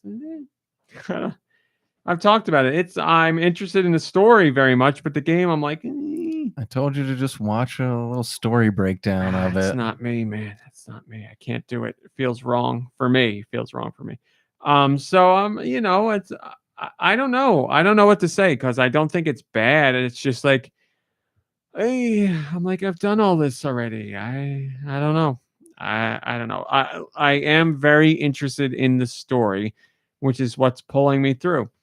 But yeah, I'm past where I was the first time I played, and I don't know. I don't know. It's tough. Do you even want to play the new one after this? I mean, it sounds like it's killing your drive to even. From a keep story going here. perspective, I do, and I've read reviews that are like this new one offers a lot of new stuff. We'll see if I feel the same way or not. I don't think you will feel the same way. I don't know. I'm certainly going to buy it. As you know, I am a Marvel fan, but yes, I'm not a blind fan. There, just because it is Marvel doesn't mean I will love it or hate it, or everything gets a fair shake. Just I don't know. Like I said, I feel like this has just been there, done that, and I'm just a different Spider-Man. So yes, if it was like a comic book story, I'd be like, oh, this is great, but. You know, the game is in between all that, so I'm doing that. But I will see it through. I played it a lot this week, so I've done a lot. I'm like, I think the title or the file screen said like I'm at like 58% or something. So I'm motoring my way through it. But yeah, after I beat that, I'll go to something else before I go to Spider-Man 2. I don't know what, my list of stuff is so long, and it just keeps getting added to. But yeah, that's it. And I'm either playing Spider-Man or I'm like, I'm too cold to go in the basement, and I'll sit upstairs and watch something on TV. That's my sad life now. All right, that's that. Let's do questions. Hey, before we do questions, can I make my mention? This is the serious time now? Yeah. Okay. So in the Discord, Thromo let us know that they got some sad news, that their husky pup Cinnamon passed this week. So they were hoping we could give her a mention on the pod. Cinnamon? And said with peace and love from Maddie B. Cinnamon? Cinnamon. This podcast, episode 901, is dedicated to Cinnamon from here on out. She This looks is the like Cinnamon episode. She looks like Cinnamon she was a hell of a puppy. Yeah, those a hell of a pictures are dog. great. And I'll say it again, there's just no grief quite like the loss of a pet. Yeah, I don't give a crap if people die, but pets, man, that's rough stuff. We've been there, and you do what you got to do to get yourself through it. Sorry for your loss, Thromo. That does suck, but It does. we feel your pain. Unfortunately, it's a pain I think a lot of us know, and we don't enjoy any bit of it. But you had lots of great years with the pet, and hopefully those memories will last you a lifetime. So, yep, Cinnamon, it sucks. we speak your name. We speak your name. Dude, do you want to do your serious thing since we're doing serious stuff? No, Okay. it's not podcast related. Lube. Sure. Okay, here we go. I apologize for whatever comes next. I just wanted to wish everyone a safe and happy holiday season. I don't care what you celebrate. I don't care what religion you are. I don't care if you don't celebrate at all. Just have a safe and happy and healthy holiday season.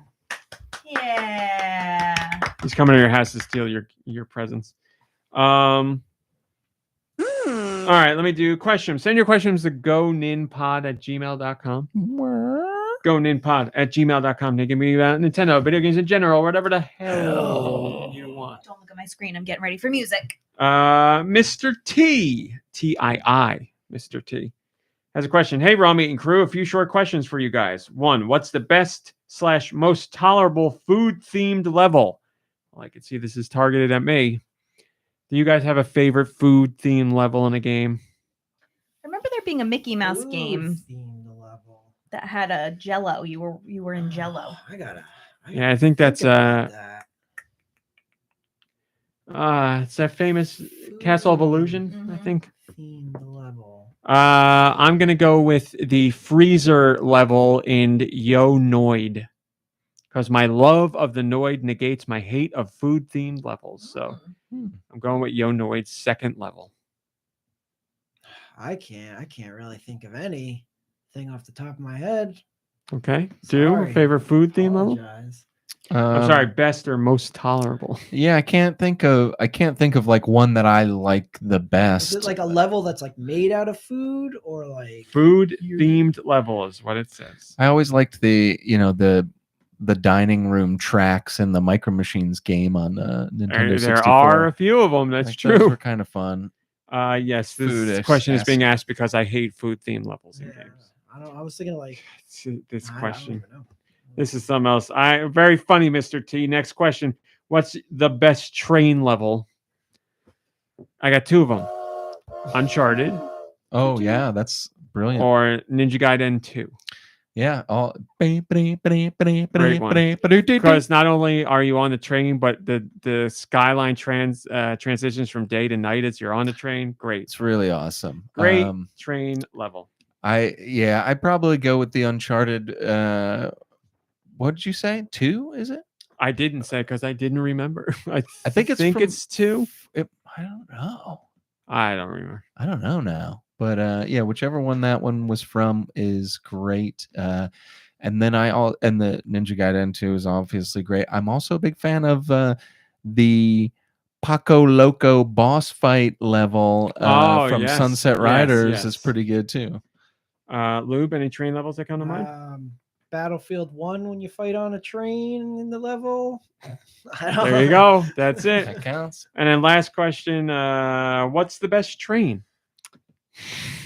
I think I'm noticing a theme here with these questions are related to your I don't things. have a favorite train. How about the Spirit Tracks train? Because I love that game. There you go. So best train, anybody else here? Thomas. There you go. Thomas, that's a great answer. That's a good train. It's a good Sure, he's got some train. games.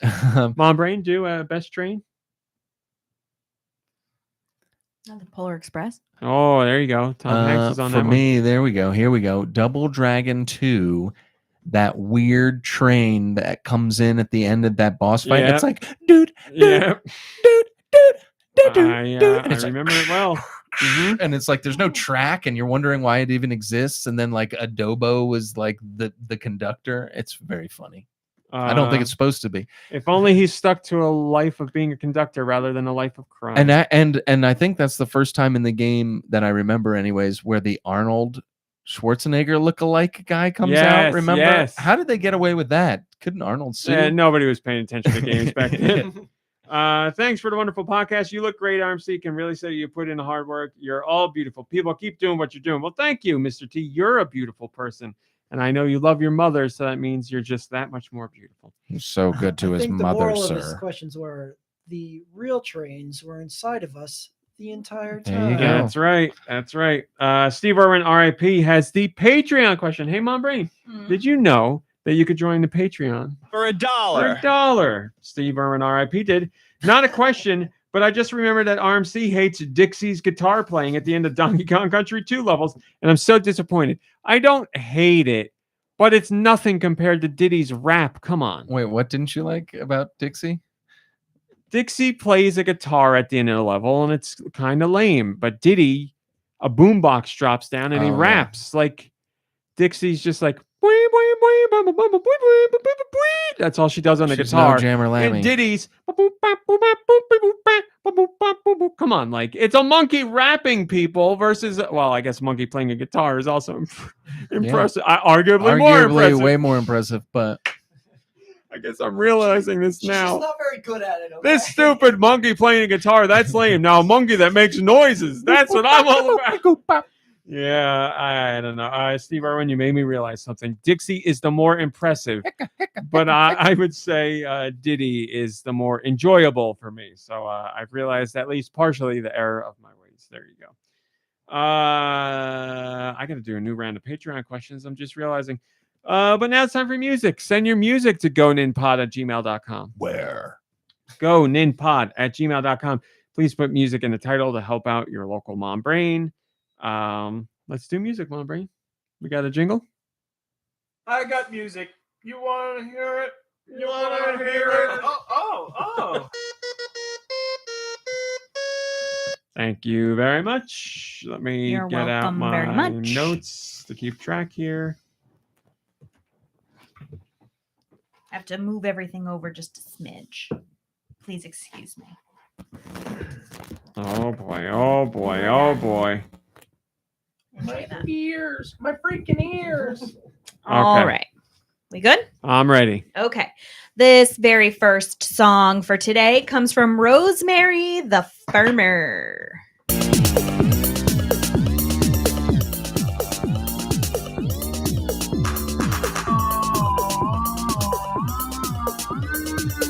Seems like a song that you'd know right away if you played the game, but I got nothing. I don't know. What system? Switch. I don't know it. Are we throwing in a towel on this one? I threw it already. Lube, we're out.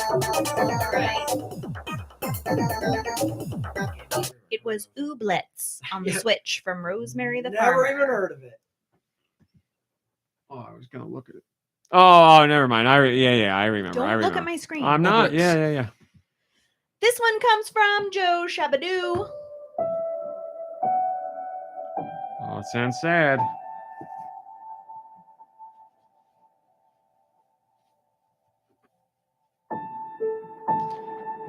Is this a sad game, Mom Brain? Yes. Okay, you know it. You walked right into my trap. Switch. Yep. Sad game Switch. Mom Brain knows it. The answer must be, with my powers of deduction, Spiritfarer. It is. And the I knew it. music is Beautiful. I knew it. Still haven't played that. It's a very pretty game.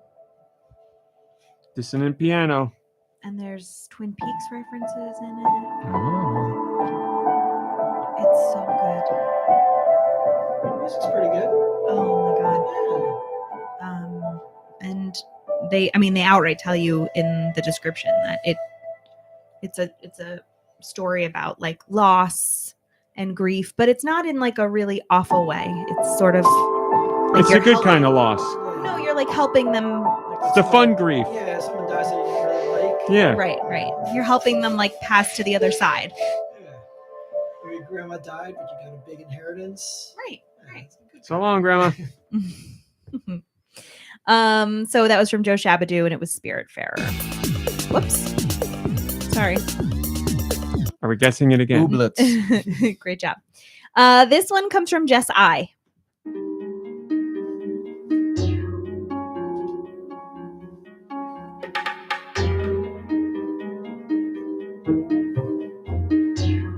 I like it.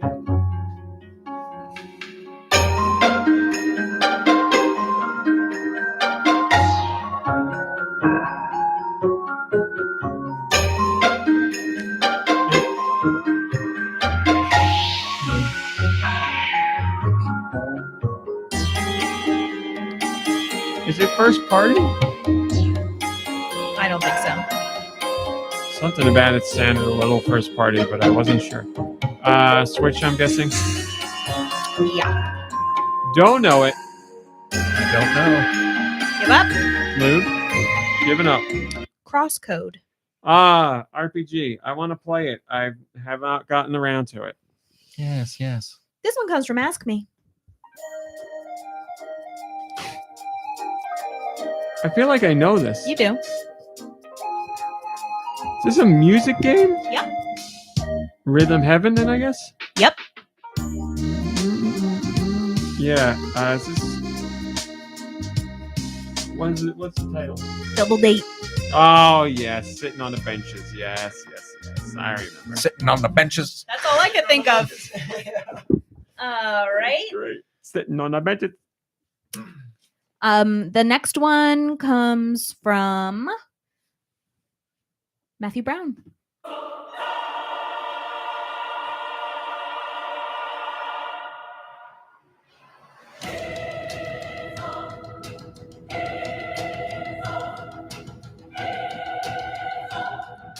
Fire Emblem game.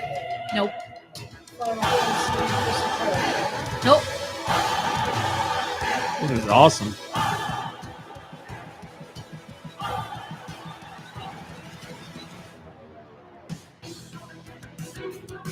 Wow, this is. Oh, is this a Xenoblade? It is. Of course. Let's go 3. That's correct. Yeah. Yes. Wait, I know this Pick up song. the Ganabo. Whoa, we learned that. What was the weapon? The Ganabo. Pick up the Ganabo. Monado. Pick up the Manabo. Great job. Anyways. Monado. This one comes from Well, Mikey. pick up something, okay? Get the Gababo. Bada bing, bada boom, I'm done. How do I beat this guy? The Babago. Lumbago. 3319 sends this to us. Say their name again. Mikey 3319. Oh, this. I'm gonna guess this is first party. I don't know. Oh, all right. It's got like a Game Boy camera noise to it, but I know it's not a Game Boy camera.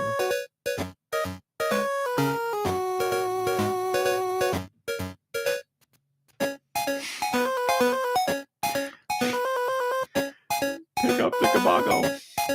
I'm just picturing it like in the game, screaming at the guy. The Cabago. Yeah, and it gets everybody killed because Yeah, they don't know exactly. what he's talking about. I don't know what this is. Anybody? They don't know. There you go. No. We're out. It was, in fact, Balloon Kid. Oh, it is first party. Balloon knot. I've never played that one. I played the NES one, but not that one. Well, That was Game Boy, I'm guessing. I'm so sorry. This one comes from Freddie Fro. Oh, this is Skyrim. This is The Witcher. Is it neither one of those? It's got to be the old Skyrim, no right? answer. It is not. Elder Scrolls. No. Okay. Except, It does sound Elder like it. Scrolls Skyrim. so here's a problem. The link that I have shows. Boo! So listen. So the song or the game that he's telling me is one game, but then when I open the link, it's a different. Are It says it's a either of different them game. Elder Scrolls? Well, so he says the game is Moon Scars on the Switch, but when I open it up, it's Skyrim. Okay. This so song's then definitely from Skyrim. You got it. Yeah. So I'm sorry, but as you can, take a look, Rami. It's a good tune. I though. trust we you. believe you. No, right? Game, Moon Scars, Screen, System, Switch. Yes. The link he has included there says it literally says Skyrim. If you click on that link, no, yeah, I get it. that is Skyrim is the correct. Yeah. Okay. All We right. did Just it. making sure. Okay. It's a tavern music. Yeah, it's good tune. It's a good tune. I like it. You violated the law. This one comes from Wired. Oh crap! I don't remember if I made a mark or not. Must have been the wind.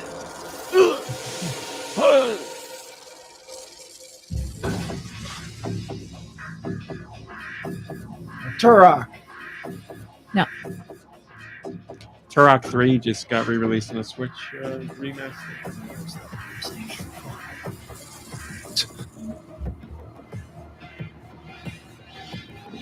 I wanna if you like an animal.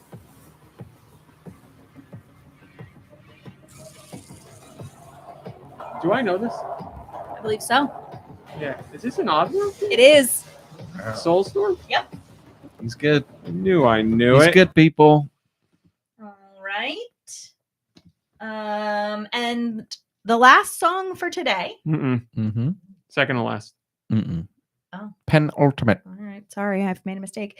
Comes from Spaniel. Oh yeah, come on. Is this Sonic something? Sonic Mania? Not Sonic Mania? No, it is. That's D-Lopes, baby. I know that's D-Lopes. All right. So just bear with me. So, because I thought I had all of our songs for this week. Boo! All right. So last one comes from Jet Jaguar. Focus all attacks. Godzilla -1. Oh, I know this. You do? Hotel Dusk. What system is this? Switch. Why do I know this? Oh, it's Read Only Memories 2064. It's not. Wow. I mean, unless it is. You never know. This is sweet, whatever the heck it is, though. It's gonna make me so angry if I don't get it.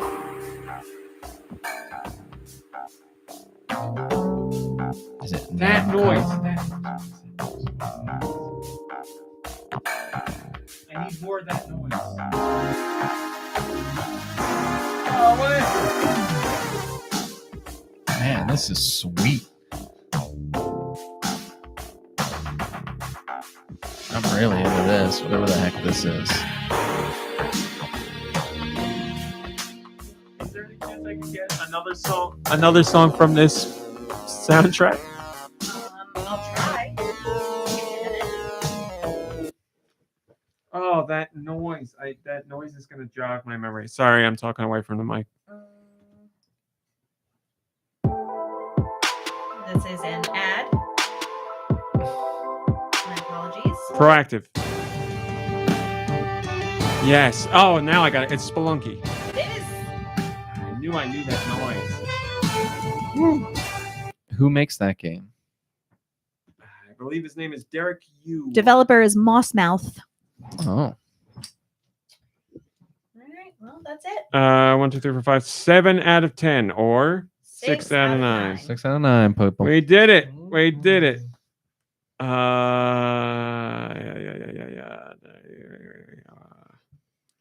Yes, Derek Yu is the creator of Spelunky and Spelunky 2, both on Switch. That's it. Dude, you got anything for us? Deux Views. It's never news. Rumor of the Week, starring Deux Michaels, featuring Deux Michaels. Deux Michaels, Rumor of the Week. It's a good one, people. You know how I like to give you the rumors. I send my spiders, my flies all over town in the video game world. They come back with little tidbits of information that I then share with you. They're always rumors, with the exception of today. The thing that came across my desk today is a true Lube, story. You're so lucky. Yes, we're all lucky to be I hearing don't this one. believe it. Hell yeah, people. So Phil Spencer was being extra weird today, talking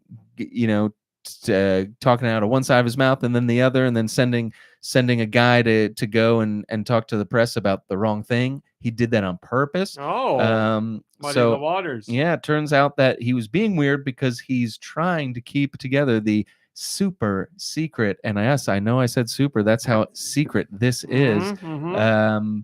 Working relationship that they are having with Nintendo. Behind the scenes, they're doing a Banjo-Kazooie Earthbound crossover, and that's why both companies have been cagey about both of their games. So, ladies and gentlemen, keep a lookout for the game you never knew you wanted, but now you do. I'm so glad the next Banjo-Kazooie game is yet another spin-off. Very excited to have waited 13 years to get a spin-off again. Don't worry, your new Earthbound game is also a spin-off Yes, of the other hooray. one. This reliable. Right.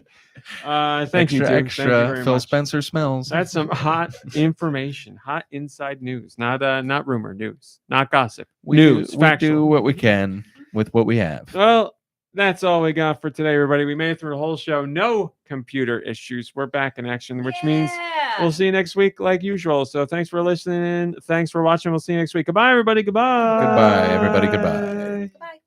We're still live, Lube. After show. I know. It is I know cursing how is these allowed. things work. Cursing I'm is not allowed. need to curse. Dude, Uh, give us your after show. Spill your after show tea. I'll just say what I was gonna say. The serious message I was gonna say is Oh, now I'm really nervous. we lost a great man, Shane McGowan of the Pogues. He passed away this week. He Young, was too.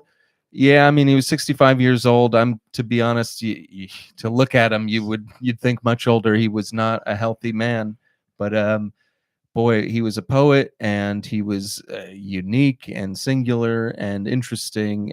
I know a lot of people haven't even heard of him, and that's fine. What's nice about our poets and our artists is that, even though they're gone, their work still lives on, and I think that is a beautiful thing, no matter how unbeautiful it might look. And he embodied that. He embodied that more than I think any artist ever. So, an amazing poet, really interesting person, and arguably great singer. But yeah. Definitely Yes, a great. Not singer. everyone's cup of tea. Not everyone's. I don't know anyone whose cup of tea he's not.